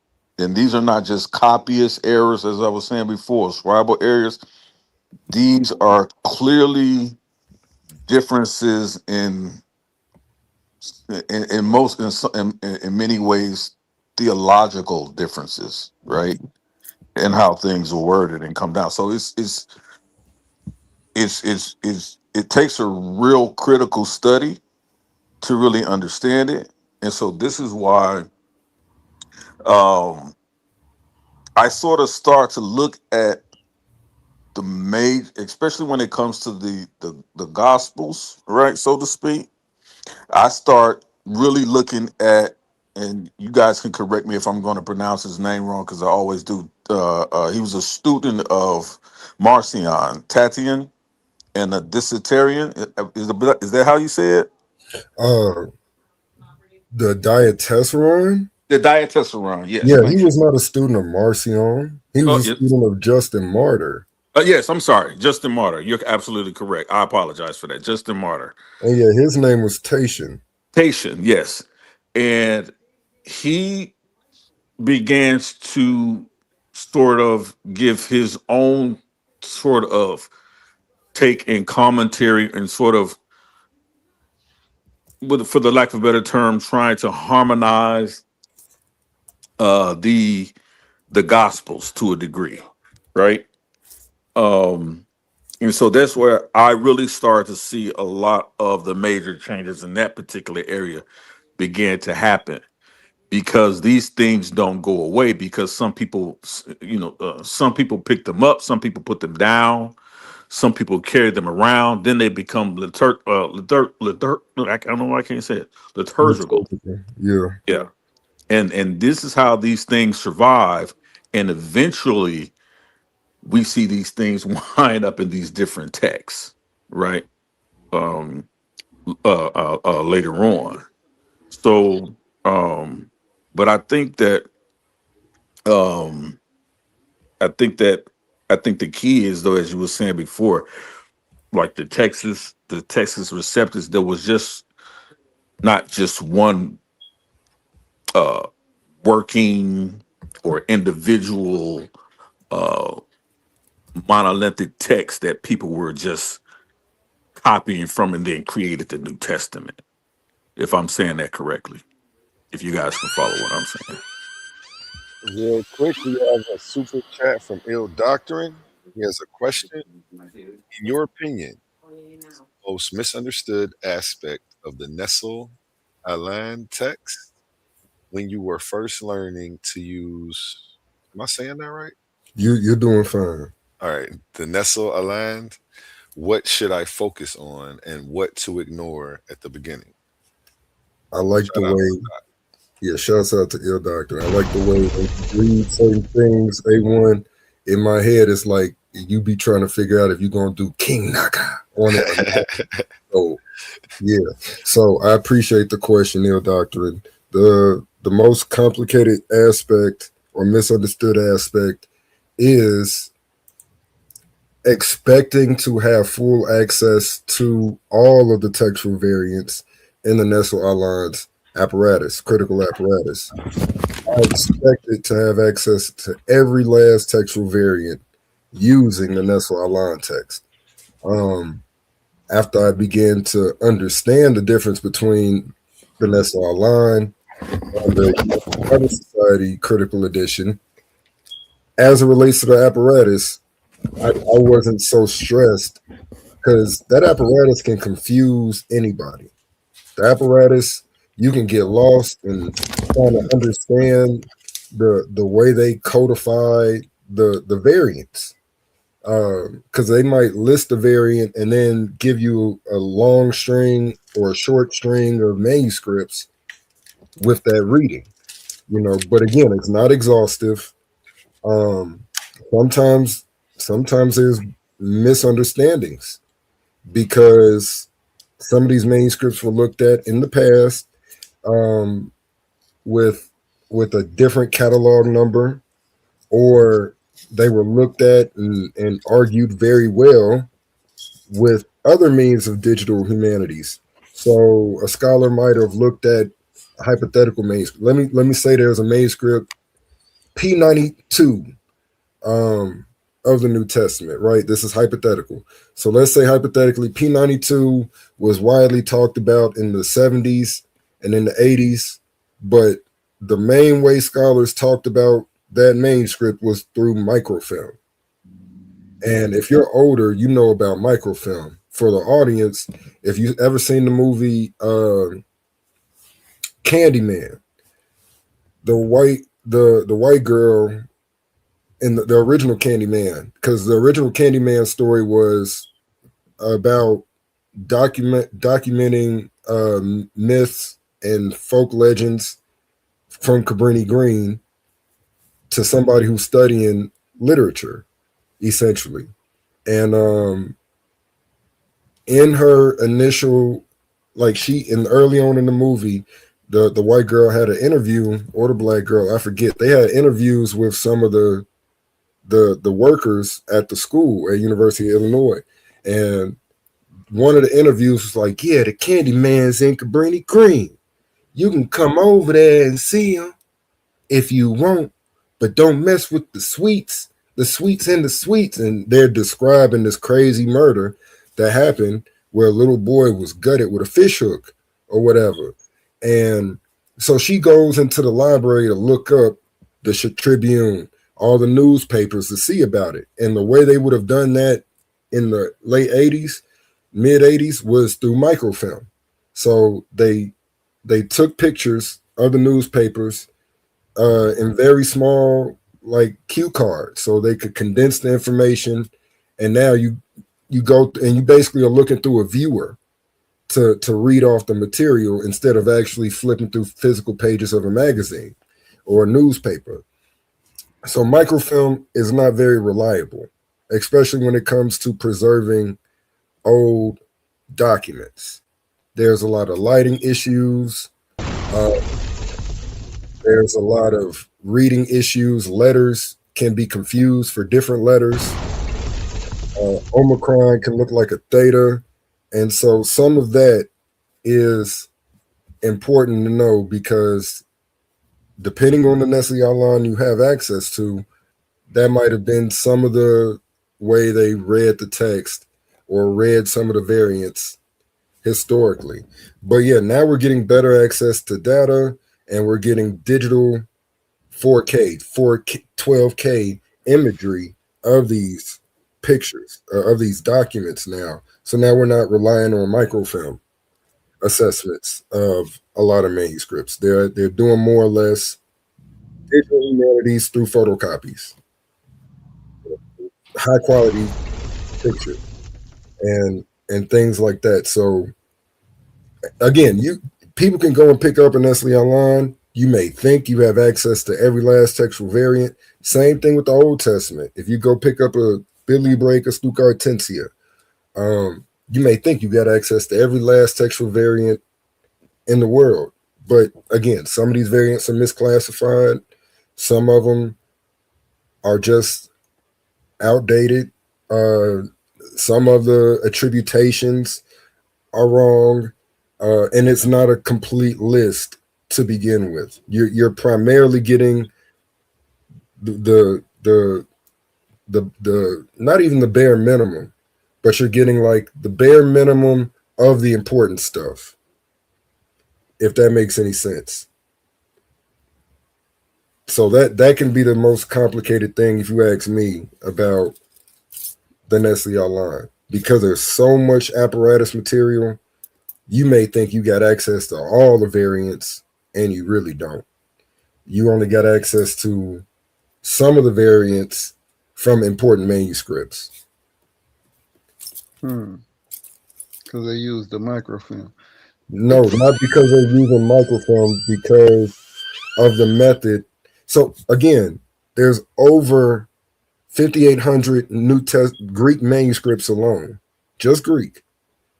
Nestle Online is a Greek critical edition, and we can classify variants a lot of different ways. You can classify them as variant units or particular instances of word changes.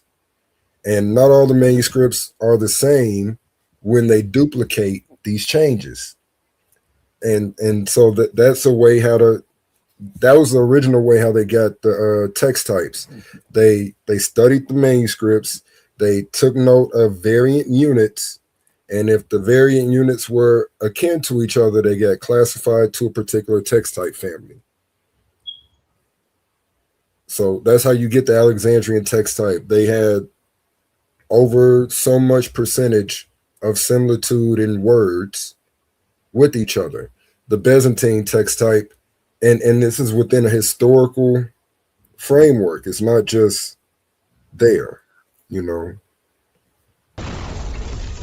Hey, so Right, and if I'm correct in this as well, you have some variants as well, in differences in usage of vernacular, right, in regards to like classical Greek and then the Koine Greek, and different things like that. So No, the New Testament was constructed during a time period and in regions where Koine or Hellenized Greek was dominant. There was no Attic. There is no Attic. there was no Attic at all when they talk about when some of those. So when you say that, you're specifically talking about that, you're specifically talking about first century, right? No, I'm talking about from the time of the Maccabees okay, I got after you. the first century. Judea would have been most acquainted with Koine Greek or Kine Greek. Right. So, and that's a bastardized, dumbed down colloquial Greek. Right. Which most of them, don't you when you say they would have actually spoken, right? I think Greek would have been a language they would have, the initial authors and the initial Jesus followers and Jesus would have been able to communicate in. So I do think they spoke Greek to some extent. Yeah. Courtney, you think they spoke and Yes. wrote Greek? Yes. So yes, I do believe that as well. So how much do these textual variants affect the actual Hey, GD document? Capone, I think you're on mute. I see you trying to speak. I'm on mute. My bad. I keep trying to talk. I'm thinking y'all can't hear me or something. I'm on mute. My bad, gentlemen. Real quick, I wanted to shout out Ben Eaton. He has a debate here tomorrow. So we'll go to a quick word from our sponsors and highlight what he has coming up. This Saturday, the Coliseum opens. 2 intellectual warriors, 1 explosive question, no place to hide. Honey Clark and Ben Eaton, they're stepping into the arena to battle over a question that hits the heart of America. Do government welfare programs help the black community long term? Is it a lifeline or a leash? Does it build generational wealth or breed generational dependence? Honey Clark is coming armed with data, history, and fire in her voice, ready to argue that these programs are essential tools for equity and survival. Ben Eaton steps in with statistics, economic theory, and a counterpunch philosophy, arguing that long-term empowerment demands a different strategy. This isn't surface level politics. This is policy. This is history. This is legacy. Coliseum of Arguments, Titans Debate League.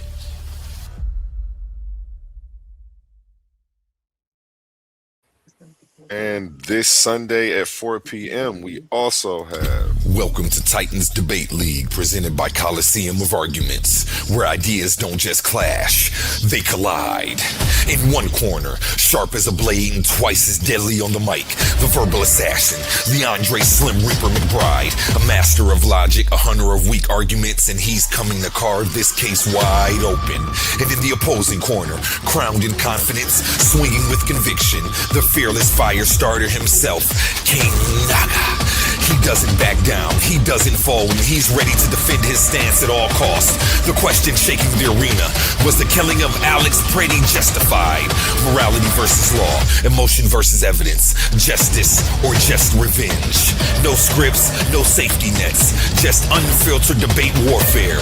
This isn't a conversation, it's a showdown. Coliseum of Arguments, where only the strongest arguments survive. Are you not entertained?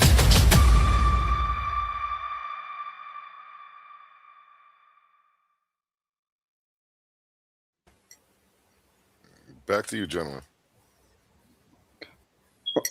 Yeah. So I was asking, how much do you think these textual variants influence the actual doctrine, the doctrine that was written aforetime? I think the variants are quite limited as it relates to theological changes to the text. I don't know if you heard me when I referenced how even Bart Ehrman, a non-believer, skeptic, and critical scholar on textual criticism, how he assesses this issue. Ehrman says that 0 Orthodox Christian doctrines are affected by textual variants. None. So, I mean, the effect of them from Ehrman, Metzger, the Alans, to Wallace, Danny Wallace, none are ultimately affected as it relates to orthodoxy. No Christian doctrine, by the way, no Christian doctrine is justified off of one line or off of one verse. There's always a plethora of verses that go into every last doctrine of the Bible. Right. Again, I'm sorry. What did you say he said?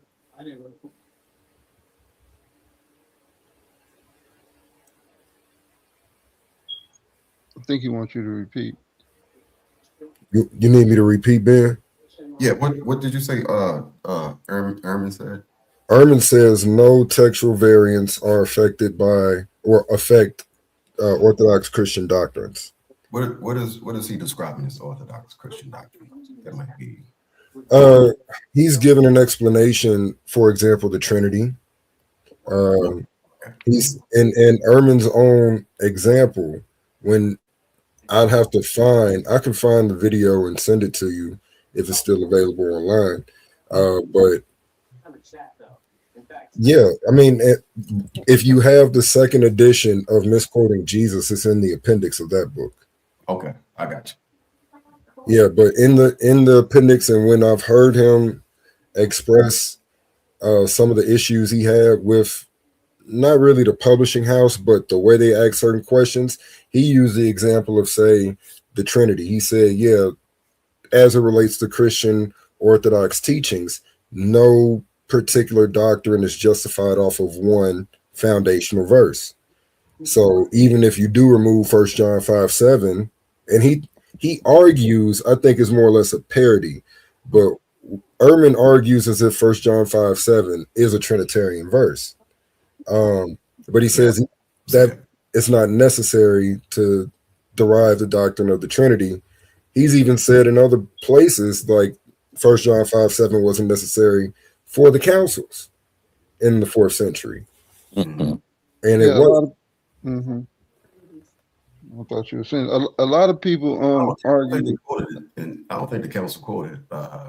Yeah, 1 John 5:7, none of them did. No. Yeah. I think that becomes like a more later fact. Yeah, a lot of people argue that those are additions about the 1 John 5 and 7.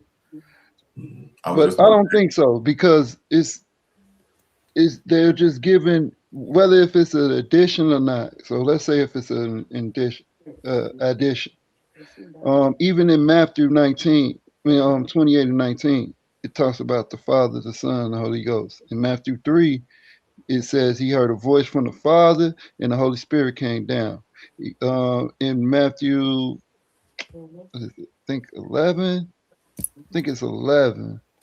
we have Christ himself saying that wisdom is justified of her children. So, and I can even go on, it's in the Old Testament as well, right? The Elohim it's in the Old Testament. Wisdom is in the Old Testament. So you have these descriptions of this unison. Even in the Hebrew credo, it says Shema Yasha'Allah Elohim, Shema, because I said it a different way. It's Shema Yasha'Allah Elohim, Elohim Anawa, Elohim Akkad. That word Akkad means united, but it translated, the English translation, it says one, because back then in the 1600s, one meant for someone to unite. So it's there. What I'm saying, the text is not technically wrong. The whole Trinity thing, it's wrong in saying that it's 3 masculine deities. That the doctrine of the Trinity is wrong, but putting 1 John 5 and 7 don't make it. It's not necessarily wrong, because it's found all over the text. Now, are those theological additions? What part? The Father calling on the Son, or the action of the Spirit in light of this? Yeah, those that show a unison of the Father and the Spirit working together, in Christ being the Son of those entities. Yeah, so I gave the verses. I mean, I don't deny the ending of Mark. I'm sorry, the ending of Matthew, where there seems to be a formula, or where there's a statement of how you're supposed to go out and teach, and the actions the apostles and evangelists are supposed to perform. Jesus says, go and teach, baptizing in the name Father, Son, Spirit. Mm-hmm. And that's not a disputed passage. That's in every line of evidence from that time period. While comparatively speaking, 1 John 5:7, the part that you're talking about is absent from the earliest 3 manuscripts. I agree. I agree with that. So now, the early King James and the early English Bibles, they had something called a middle column, right, where it give you certain insights. It's kind of like footnotes or citations. They give you like insights on what was added and why it was added, right? So some of the things that that's being added is from a more complete understanding of the text, knowing that the Father and the Spirit and the Son are one, are united. Would you agree? I don't have a problem with some of that. Like, yes, they do have the 1611 included a handful of editorial, translational, or manuscriptive notes. I'm not denying that. But that only demonstrates from what they had access to, they were attempting to duplicate. And they did a pretty good job of what they had access to. So all I'm saying is, since time has passed and older documents from prior to that time are present, we don't have to be relying on medieval period 10th through medieval period documents for the reconstruction or the knowledge of the New Testament or the Old Testament. We can go back prior to and see how well, if they did a good or bad job in their copying process. I think But that that's a fallacy though. You're making an argument from silence. Idea too. Yeah, I agree though. Court, yeah. Like, how am I making an argument from silence when you're saying just because it's not found in those additional texts that verse isn't you making a claim that it's an addition, or that the people, the early Christians, didn't have knowledge of the Father, the Son, and the Spirit. I didn't make the second claim. One. I'm not defending Trinity. I'm not defending Trinity in the doctrinal sense. I'm talking about as far as the text goes. Yeah, that's all we're talking about. I'm not talking about like how they do it with the Father is the Son is the Father. I don't have nothing to do with that's all doctrinal theologian stuff. I'm talking about the early Christians, the pre-Nicene church. Even are you familiar with Eusebius' works? Yes, Eusebius. Yes, he goes over all this. He's Nicene. He's part of the Nicene community. He's part of it. Well, he's part of the Nicene, but he has access to pre-Nicene works. He even said that these are the works that was passed down through tradition. Yes, that's exactly what's said by the majority of the church fathers when they're talking about the text and the tradition that they received from the forefathers. Right, but nevertheless, Eusebius is writing. I think it's 340. The Council of Nicaea happened when 325. 325, right? So Eusebius is also one of those guys that took minutes. He's the guy he was there. He was there. Relying on for much of the conversations, debates, and topics at the council. Yeah, but you can be somewhere and not like you can be a part of something and still not fully be, you know what I'm saying, acquainted in it. Like you like straggling the fence. Like you see something done wrong and you could be making your separation with that. But you're right. Nevertheless, there were two famous Eusebiuses at the Council of Nicaea. I don't know if you knew that. There was one that agreed with the majority of the people that voted at the Council of Nicaea, and then one who agreed with Arius. So is you saying that so the Eusebius, the preparation of the church history, and the chronology of what's the other one called? It's called chronology. I think something chronicles something. I forgot the last work that he did. Are you saying that those are possibly by different Eusebius? Because they say Eusebius of Caesarea. Caesarea is the same Eusebius. I'm saying that there's multiple Eusebiuses during this time period. One of them was an Arian, the other one was a Trinitarian or an Athanasian in their creedal formulations. So you have two Eusebiuses on different sides of the debate around this time and at the council. One of them, if I'm not mistaken, was the only other person to agree with Arius. That's not who we're talking about. And then we got one that was in agreement with everybody else at the council. And by the way, that's who we're talking about. That's the most popular Eusebius. Okay. That's the one who we're talking about. And he's also the one whose minutes, who's recording the minutes and some of the preliminary and enclosed actions of the debates every day. Um, yeah, that's who we get most of the information from this time period from. He's the founder of modern day bibliography in many Okay, senses. and he goes through it not on his and not just by the things that he is writing, right? He's quoting from pre-existing texts. Justin Martyr, Irenaeus, Polycarp, Ignatius, the ante-Nicene church fathers, and he's talking about you talked about Mark 16 when he casting the devils out, the woman that had the 7 devils or had the ailment with blood or something. He talks about that.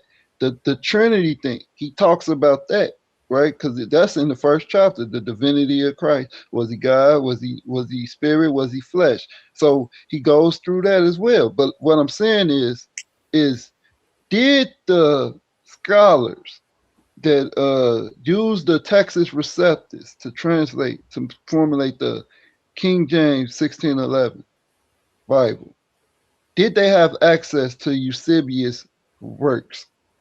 Yes, and the majority of them that we know of were Trinitarians. Right, so the King James translators were Trinitarians from all essential assessments of their non-translational work. They were Trinitarians.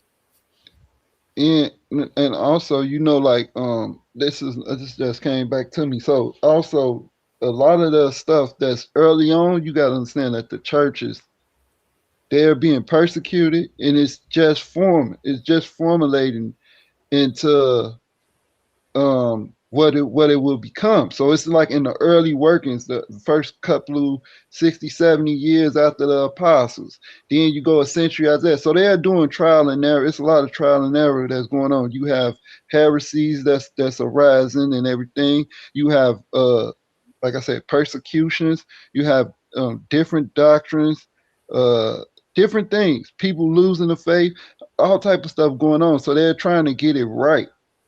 So so some things that probably seem like far as like the Apocrypha, right? The Apocrypha, they was it was told to be taught. No, not the Apocrypha, the Book of Enoch. The Book of Enoch was taught early on, but then they stopped teaching it. They only taught it privately because it started to have people to call on angel names, involuntary call on angels or whatever, because the writings of Enoch had that type of information in it. So they didn't ban it, but they decided that they would teach it. They put it as a apocrypha, something that be taught privately then rather than openly. But like all these things is the evolvement of the church. Would you agree? Who are you saying banned what books? So I think Saint Jerome is the first person. I think it's Saint Jerome was the first person, the first one to. I'm just saying Saint Jerome. That's his name, Jerome. So he was the first one to say that. I disagree. Let me go ahead and stop you. No, I disagree. I wouldn't even say he was the first one to put a ban on certain apocryphal works. He's not far from the time period, but like Melito of Sardis, he was interested in trying to figure out what the Jews were using for their scriptures. But Melito is a heretic, right? Hold on. No. But what he does do is he goes to Jerusalem to learn the language. He goes to Palestine to learn the language and to learn their theological text. And in that transition, he actually comes back with essentially the same text that Jerome said was being used by the Jews in Jerusalem or in Palestine, and likewise accountingly, like according to the number of accounted books, seems to be of the same count as Josephus. Yeah, Melito is the one that got the books. of the Yeah, that's one of Torah. her siblings. Yeah. Yeah, so the inclusion, I don't have a problem with saying the inclusion of apocryphal literature was early in the primarily Greek church tradition through the Septuagint, but even possibly an early usage of Enoch. But I think their usage of some of these works was more or less framework, not necessarily scripturally, because the teaching in the Bible is derived from a Second Temple Jewish culture as their primary point of reference. They're not necessarily using and I do see some overlap here. Like they're not using the Roman cultural standards as primary for an explanation of who Jesus is. They're using the Torah, they're using the Tanakh, they're using Jewish literature in order to explain who Jesus is, primarily.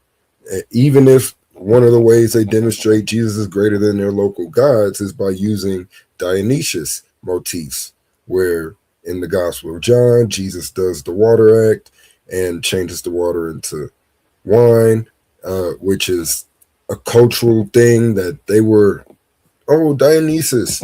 But the point is, he's greater than these local icons. Jesus is greater, and he's a living character. He's a living, breathing entity who's greater than their icons. And idols, right? Because exactly. So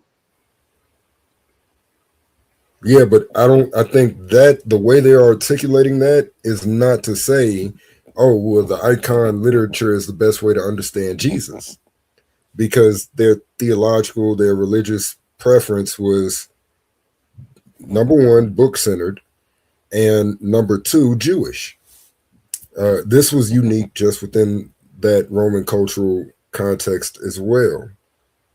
We don't have an abundance of religious texts from the plethora of Greco-Roman deities or cults or devotional practices and habits from the back then. What we do have is some of this evidence concerning Christians' religion, their primary objects of worship, and their objects of worship were the Father and the Son, primarily in the onset.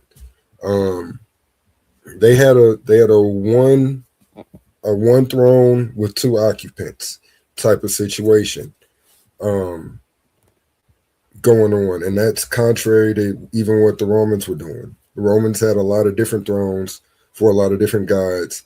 They could function basically as long as you function and however you function. But that wasn't quite the same thing going on in the Jewish circles. The Jews, they had an exclusive religion where they only revered one deity. And that's contrary also, again, to the Greco-Roman cultural setting. So it's a lot of clashing ideologies and theologies going on within the narratives, and sort of a polemic, but the polemic is more or less in favor of Jesus from a Jewish lens, not from a Greco-Roman lens, even though they're using Greek as their primary language for the transmission of this Jesus message. It's still a Jewish message. Like, I've met a few Israelites, and what I was about to say was going to detract from the point. Let me just make this point, then I was going to say something to you, Mr. Ben Eaton. But yeah, so I met a few Israelites, all of them, regardless. And I was going to ask you, Mr. G.D. Capone, how did you pronounce the Shema? Because from the way I heard you pronounce the Shema, it made it seem as if you said, and I know we have different linguistic vernacular here or phonetics. I heard you say Shalomo or Shalom Yisrael. You said some word, and then I thought you said Ilaha Elohim Ehad. Is that what you said? I just wanted to Yeah, know the words you said yeah, before probably. God and Yeah. one. Well, it's funny Uh, because if you swapped out an L word for Yahweh in that verse, you're doing something that's inconsistent with Old Testament textual criticism. And that inconsistency is deliberate change, where no manuscript attests to change at that verse. Basically, you put El or Elohim in two places it's not in that text.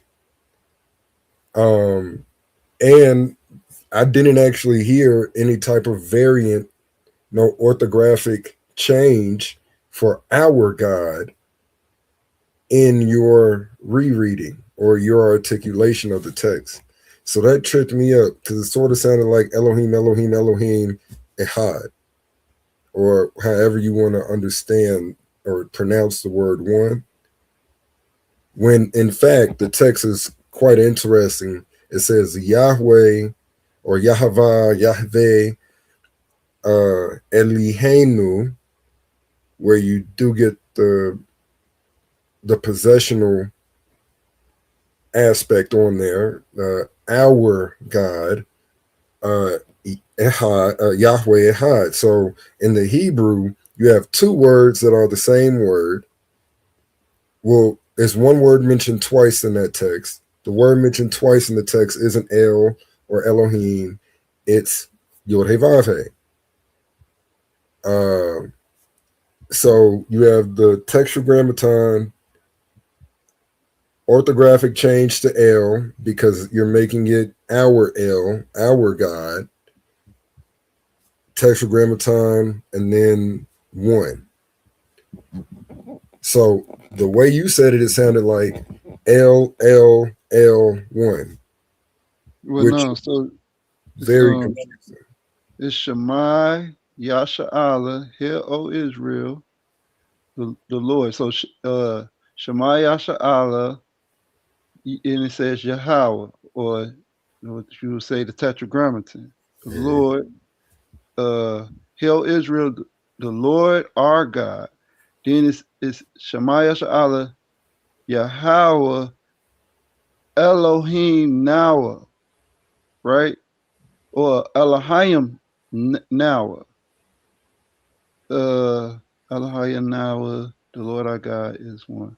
Elohim Nawa, Elohim Akkad. That's how Right. you say it.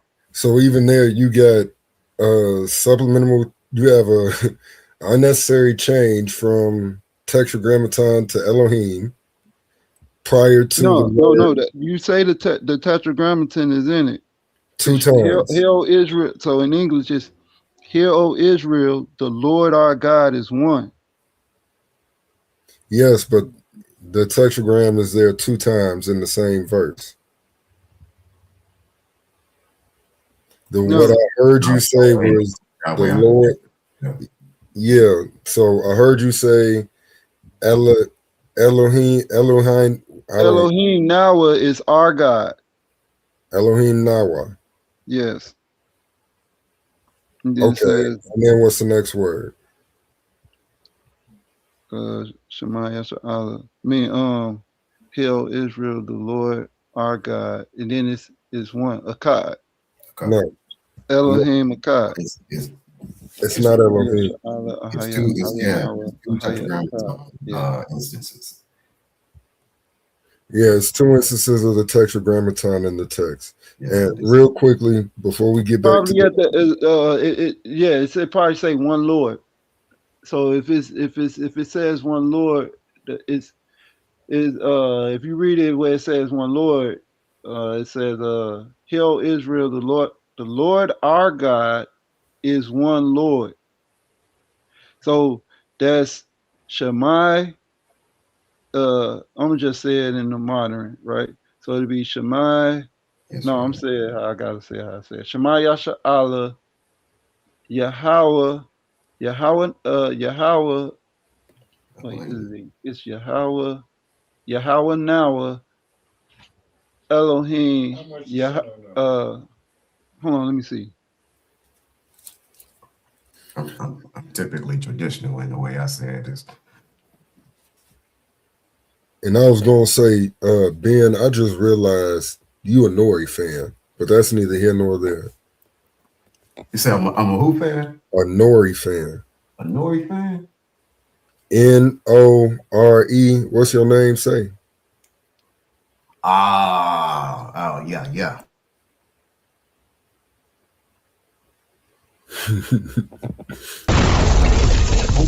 Don't fight me, man. Don't fight me.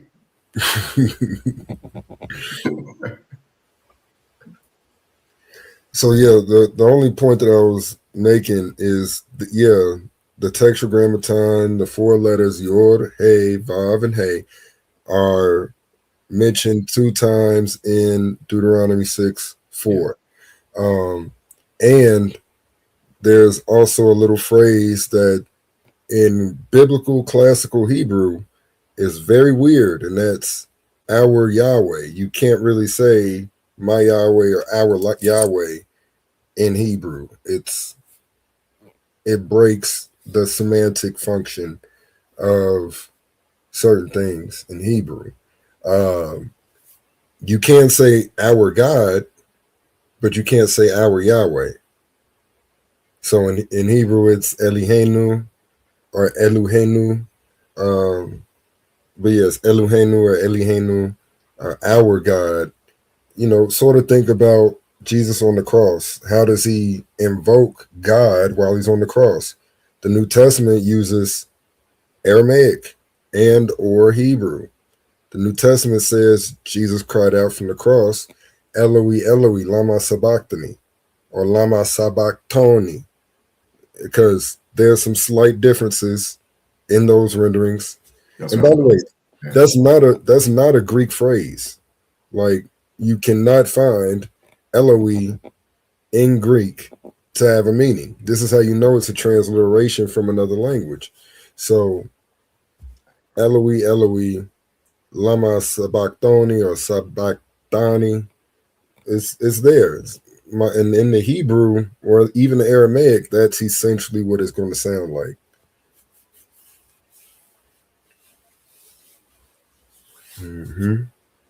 Oh, Ben, you got any more questions? Because I ain't going to be up here that much longer tonight. You got any more textual critical questions? Or Oh no, I had one from earlier. I think you was talking about Westcott and Hoare and that trying to get to, I guess, like the earliest, variants and building from there. What do you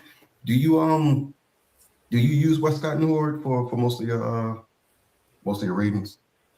No. Like those early textual variants. So I used to be more prevalent on their text type assessments. But like even today in the field, text type language is sort of diminished in the field. Yeah. So it's still prevalent, but it's not as prevalent as it used to be. It used to almost be an unstated dogma on how to get back to the original wording. That was another question I had for you. Do you think that's possible? Even today, with all we have today, do you think that's still possible, or do you think that's a dead issue? The original wording? Trying to get back to the original wording? Yeah, I think it's kind of just different nuances from different scholars. Some scholars think the best we're able to get back is the earliest attested form of the text. Other scholars say, oh, well, what we're getting to is our earliest initial form of the text. And the original copy, that's kind of complicated because in antiquity, in the time period we're talking about, multiple copies were made before one copy was even sent out. Yeah, I feel like once people start saying original, we reaching a little too far.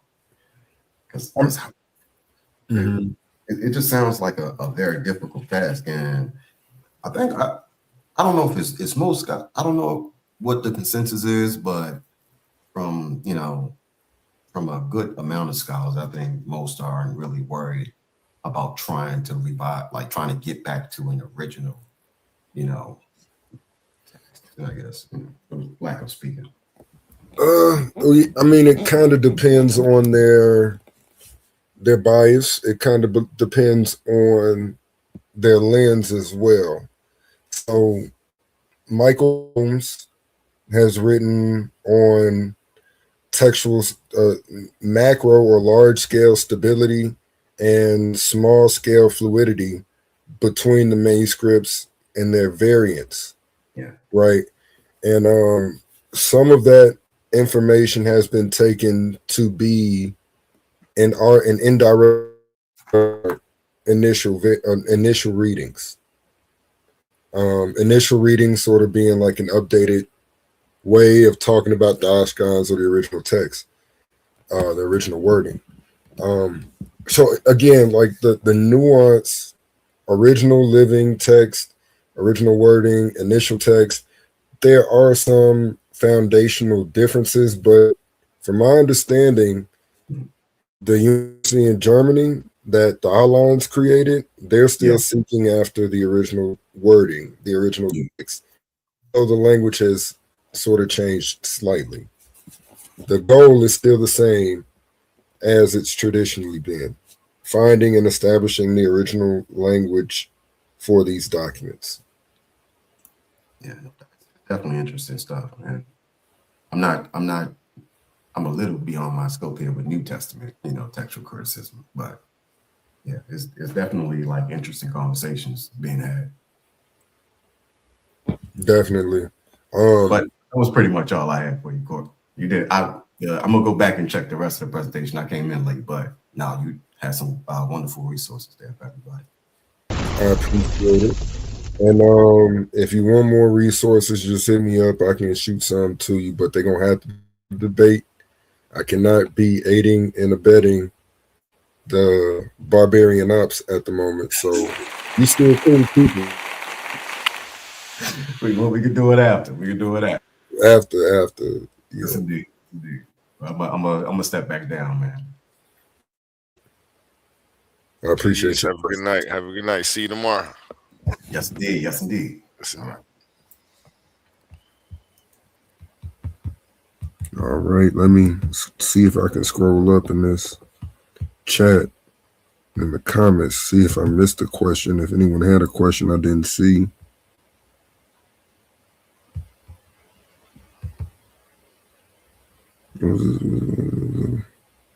Let's go. Oh, shouts out to the bar baddies. I see they shouted me out. I see someone else gave a donation. See people, I think I learned something new today. Okay, congratulations to all the people learning. That's part of what I'm here for, to get people on top, informed, and all of that. Hopefully we have better conversations in light of our disagreements. So that's one of the goals I got with this whole segment, y'all. You got any extra questions, inquiries, A1? No, sir. No, sir. Oh, Snickle Fritz. Go ahead and close out. All righty then. Well, everybody, again, welcome and peace from Savage Minds Sacred Text, the arena where ideas do not get coddled, they get tested. Again, I was hosted on the Codus YouTube platform host show and platform on YouTube today. Shouts out to A1, the Coliseum of Arguments, and the Titan Debate League. We did not discuss. Oh, here is where we brought savage level analysis to the most influential sacred texts in human history, uncovering gems, forgotten context, and uncomfortable facts that still shape modern culture to this day, as well as shaping beliefs held and the power dynamic that we live in. No blind faith was expressed today. No cheap skepticism was expressed either today. Just disciplined minds, historical rigor, and arguments that can survive this arena. Welcome and good night. to everybody. Again, this is Savage Mind, Sacred Text. This is your host, Courtney Cut 'em Up Court, aka the Barbarian. Shouts out to the platform, and I appreciate y'all coming in for tonight's discussion.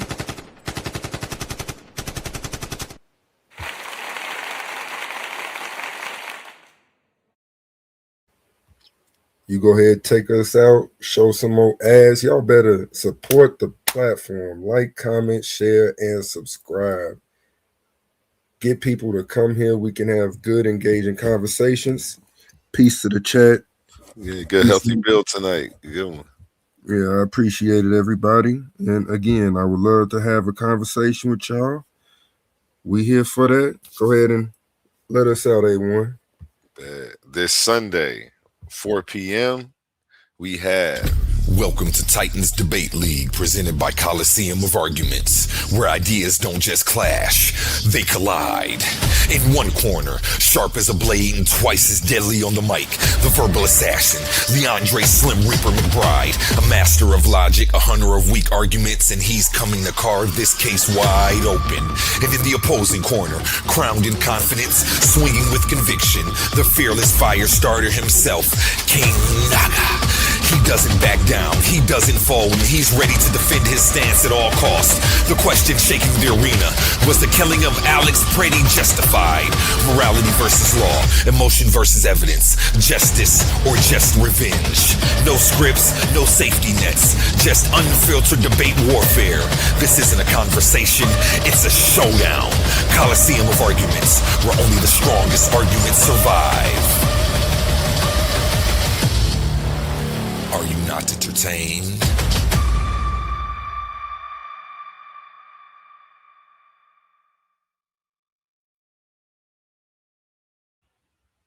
And Saturday, tomorrow, 7 p.m., we also have This Saturday, the Coliseum opens. Two intellectual warriors, one explosive question, no place to hide. Honey Clark and Ben Eden, they're stepping into the arena to battle over a question that hits the heart of America. Do government welfare programs help the black community long term? Is it a lifeline or a leash? Does it build generational wealth or breed generational dependence? Honey Clark is coming armed with data, history, and fire in her voice, ready to argue that these programs are essential tools for equity and survival. Ben Eden steps in with statistics, economic theory, and a counterpunch philosophy, arguing that long-term empowering demands a different strategy. This isn't surface level politics. This is policy. This is history. This is legacy. Coliseum of Arguments, Titans Debate League.